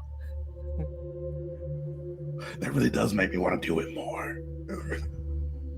Oh, but let me sleep on it. You know, you never make a big decision without taking a good nap. I'll take a nap in the Chaos Realms. But you owe us a favor. Wisteria owes us a favor. We got 2 favors again. Not even. Good day. Wait, a new favor? Hmm? A new one? Or is this the old one? What? Oh, well, you owe us a favor. You just signed up. That was that whole thing with it. We just did that whole thing with Brolo. You said bring it back. I said I'll do that, and I said you owe us a favor. Oh yeah, yeah. But she owes us a favor since Will owes us a favor. We did Will first. He notes that. Never mind.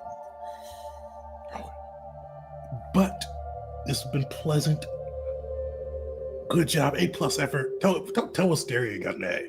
Don't tell her why though. But tell her you got an A. But bye bye. With that, I feel like the best possible thing to cut to is Mockery kicking open Jeet's door and going, "Jeet, there's a drake in the camp."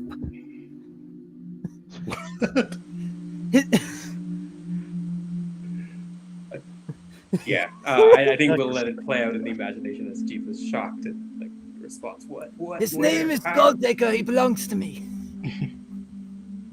Just as the nod to the Jeet, there's a demon in the devil. I was gonna say this is a callback of some sort. Yeah, yeah.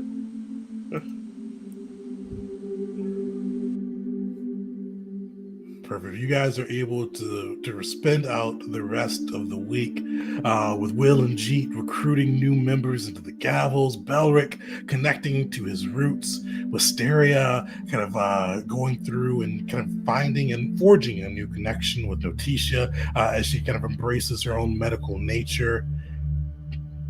And then Mockery decided to double down surprisingly on Shinzo, owing a favor in recruiting into the Chaos Knights. I did not expect that.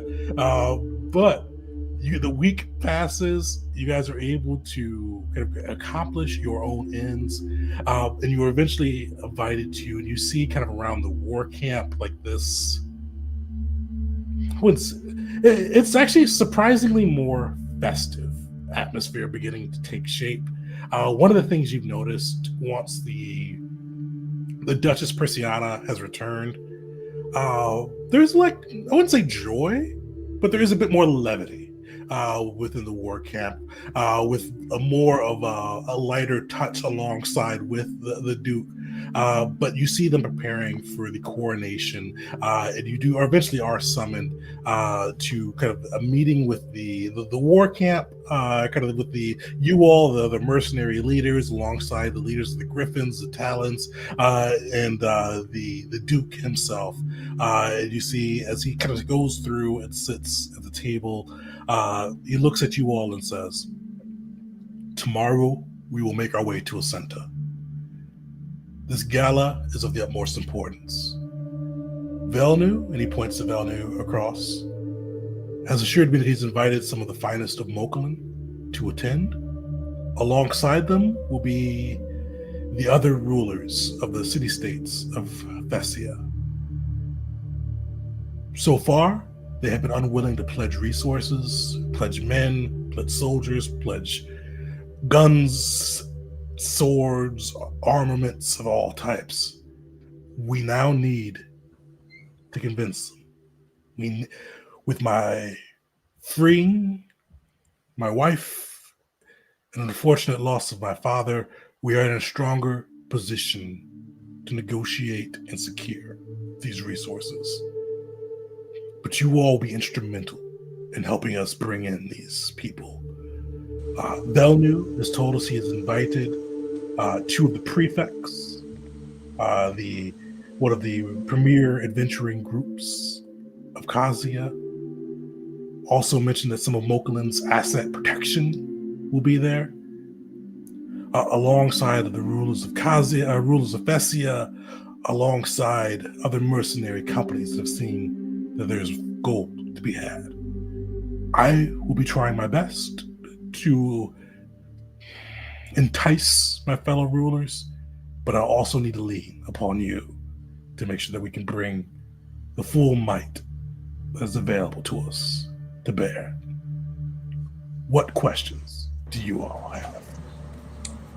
Your Grace, we do not know what I do not know what motivates the other leaders. What do you think would be more effective? The thought that the message that this could be good for them, this could be glorious and there might be riches involved, or that their states might be in danger should we fail here? Is it the fear that might work better, or the rewards? For the rulers, it varies ruler to ruler. Some, and you kind of see him like pause for a moment, then you hear Pericles speak up. Some are not fond of our nation's past and hate our guts and would prefer to have us fall and then retake Kata themselves, if you catch our drift. And you kind of hear like the Duke grind his teeth and he goes, "Yes. I've spoke fervently and brashly when Kata fell, criticizing many of the rulers for not coming to our aid. And they do not, some, as Pericles say, hate my guts. So many may stand by and watch Kata fall, and watch the last remnants of it fail, to take their revenge and hopefully secure the island for themselves."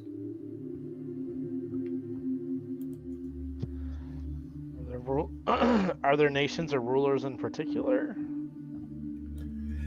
You see he nods, and he kind of goes, "The Council of Alemnon, Arceus, Athos. He is a second cousin of mine, does not care for me. And if I fell, he could make a claim to Kata. We do have allies. The king of Ascenta is a close friend and brother to my wife.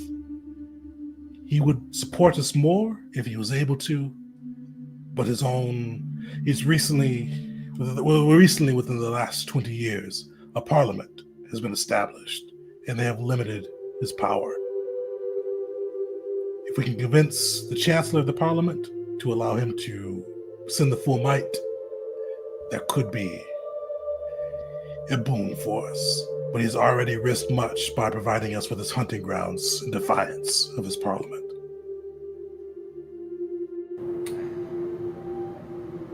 Besides wealth, would I know any motivations of the people coming from Moklin, or any other history about them that might be useful? Give me a society check. Or can I give you a Moklin lore check? Oh yeah, Moklin lore, go for it. Yeah, I'll do the recall knowledge macro. Oh, that's rough. Want to use a hero point? Yes. Yeah, you got that one.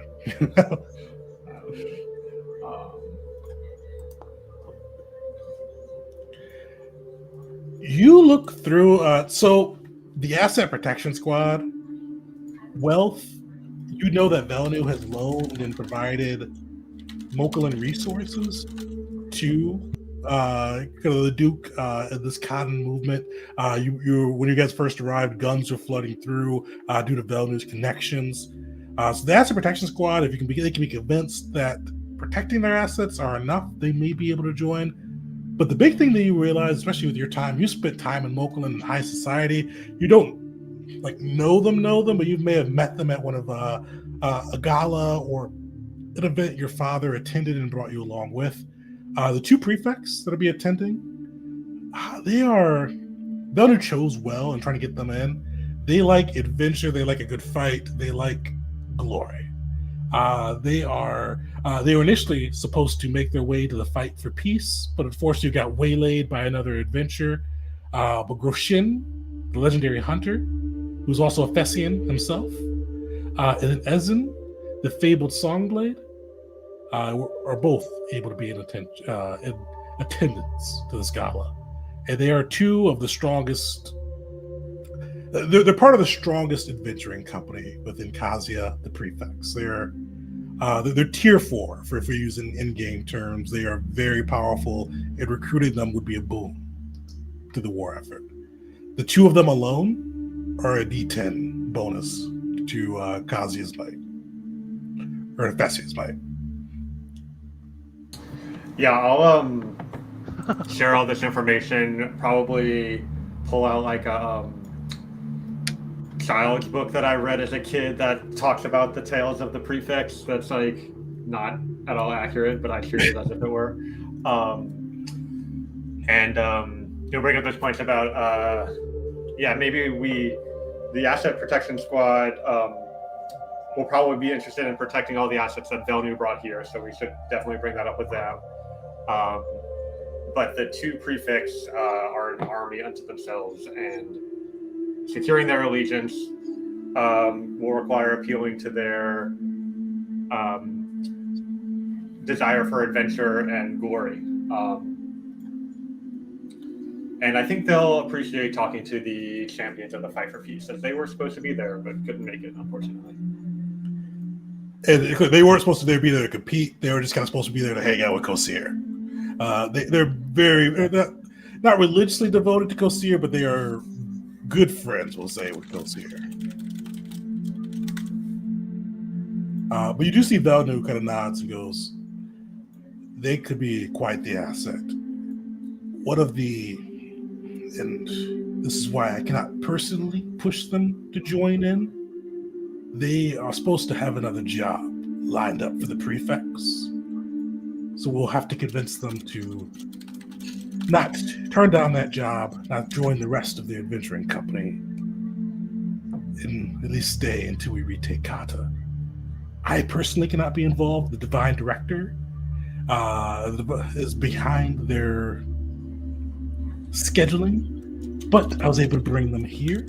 If you push them over the edge, a win in both of our hands. Maybe Chris can butter them up. Her connection with Kosir is strong, from what I understand. On the B squad. Oh, there's too many people named. I was so confused. Got it. Because I'm the one who placed Chris. Yeah. But there'll be time to prepare. The other piece is usually with galas like this, especially when companies of fighters are invited. We do like to have a bit of entertainment to start. You all are assets. I won't want leadership involved, but we would like a demonstration from what do you call your second string of mercenary company? The B squad. just quietly with shame. I think they second stringers. Yeah, maybe they have a much more noble name, but we call them squad. It's about bees, the insect. It's a long story. Don't worry about it. An homage to Noticia. Fair enough. As far as you know. You bought that? You get the prayers. He doesn't super care. He does, as long as they're available and ready to fight, he is. His needs are met. But he'll continue along going. Your B squad will be tasked with entertaining the crowd in some exhibition. But we don't like to show off the true talent yourselves. But it'll be interesting. It'll be good to show some of the power that you've accumulated alongside of us. The Adamantium Renegades will also be showcasing their might, along with some of the other forces we command. So have your B squad prepared to fight and ready to make an entrance when we reach Kata.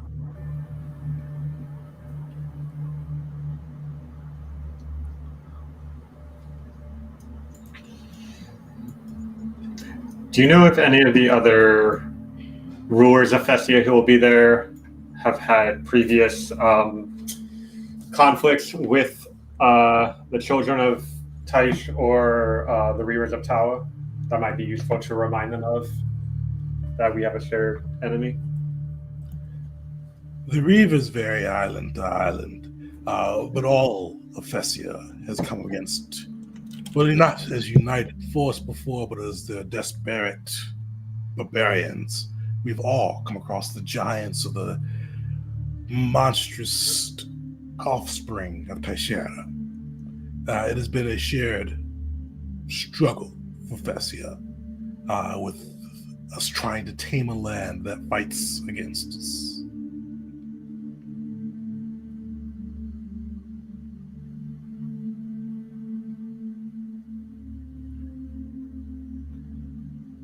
He looks over though, he goes, but prepare your B squad.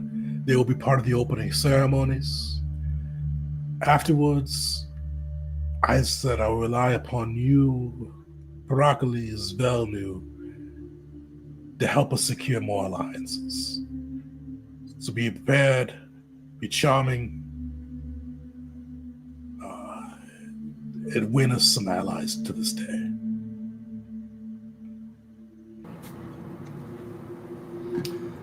We'll do our best. Can do. Winning allies is what we're best at, actually. Will lied. God. You see, like, you kind of see him look up at that. That one he actually does, like, cock an eyebrow. And he goes, Wisteria provided your full reports upon arriving. We've heard much of your time in Eteria. Do the opposite.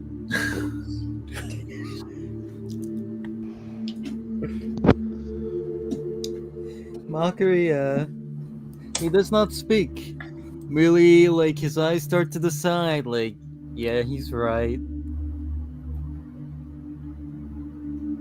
The nobles among you, Jeet, Wisteria, you should hopefully be able to provide some guidance. But this is of utmost importance, so please, be prepared. Prepare your B squad. And we will find glory in this. He looks around at the group to see if there are any other questions or any other thoughts.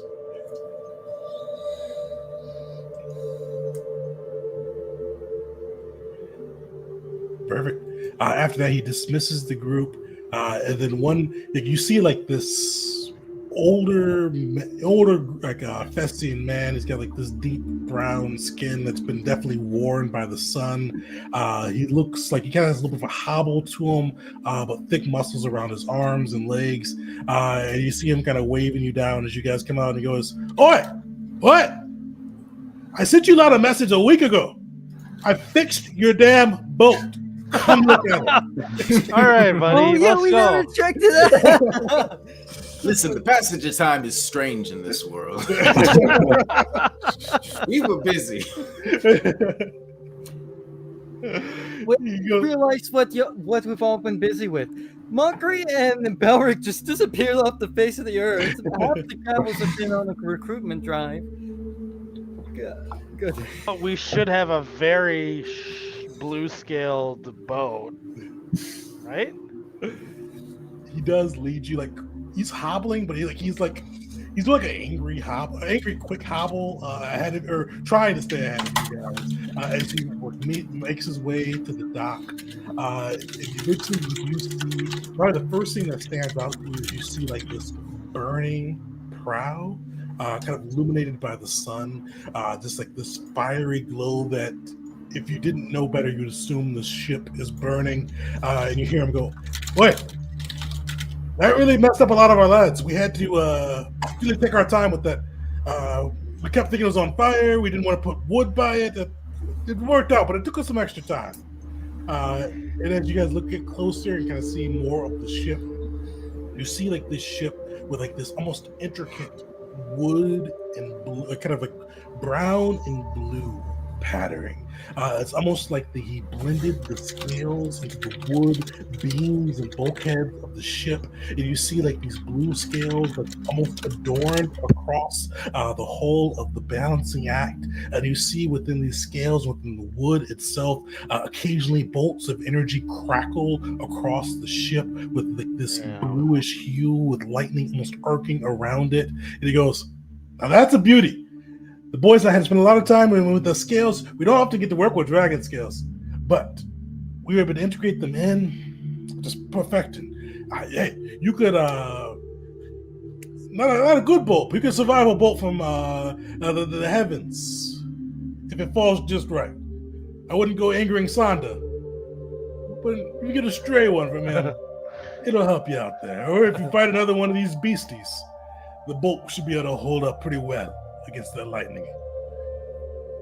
And he looks around. He goes, "Well, we increased the mastheads, and you see like this new pluming almost chimney coming through. We added that forge you asked for as well. You'll now be able to go through and forge your own weapons upon your boat. And you kind of look around to all of the damage, all of the because when you guys came in, that ship was a little bit of rough shape. It got like 3 or 4 fireballs to the face, but now it is gleaming. You see the electricity arcing across the scales, the prow of the ship on fire, and you see it is in pristine condition. And he goes, "That is your new balancing act. Courtesy of me, the shipwright. We've done some of our best work here. If anybody asked who assembled this fine beauty, just let them know. Kason assembled that. But this is your ship, the balancing act. It has been a pleasure working with your materials." There's a big smile on Jeet's face, and he says, "Kason, your name will go down in legend for making this ship of legend. Look at it. How can one not be awed just at the sight of it?" Absolutely marvelous. As Wisteri's right. Yeah, in fact, for that legend, would you mind spelling your name so that I can get it accurate? Keso. Okay, I had one letter right. That's such a funny way of saying that. And he goes, "You guys can resume sleeping aboard your ship, and if it's good to go for you now." You guys are able to move back in to the balancing act, and you do one last piece from the kind of the Duke, and he goes, "We sail after kind of a little missive note saying that you guys will sail after coronation over to the island of Asinta. It's one of those quick jaunts. You guys are pretty much off its coast right now, but you guys will be able to sail the balancing act in to make an impression as you guys arrive to the gala. And that is where we're going to end today's session. Nice. Perfect. So we'll pick up next week with the B Squad as you guys kind of make your way into the gala with them kind of championing the gavels. Well, it's hard to say. It's some intrigue mixed with some combat as well as we get to re-meet some of these B Squad and actually meet for the first time Funden, right? Is that how you pronounce it, Spirit? Yeah. I'll stick with the Tolkien pronunciation of Funden. Funden. Okay, perfect. Oh, maybe that's the Tolkien pronunciation, but I'll stick with Funden. Yeah. We got a new character coming in for the B Squad, because Spirit was with us the first time we did B Squad, so we'll get to meet his piece. Yeah. So we'll pick up next session with that. And then the following session will be an influence. It's been a while since we've done one of those. You guys try to find the different resources and different kind of powers that be that are within Fessia to see if you can convince them to lend their aid to retake Kata. So everybody join us next week for B Squad and the week after for that. And we will see you all next time.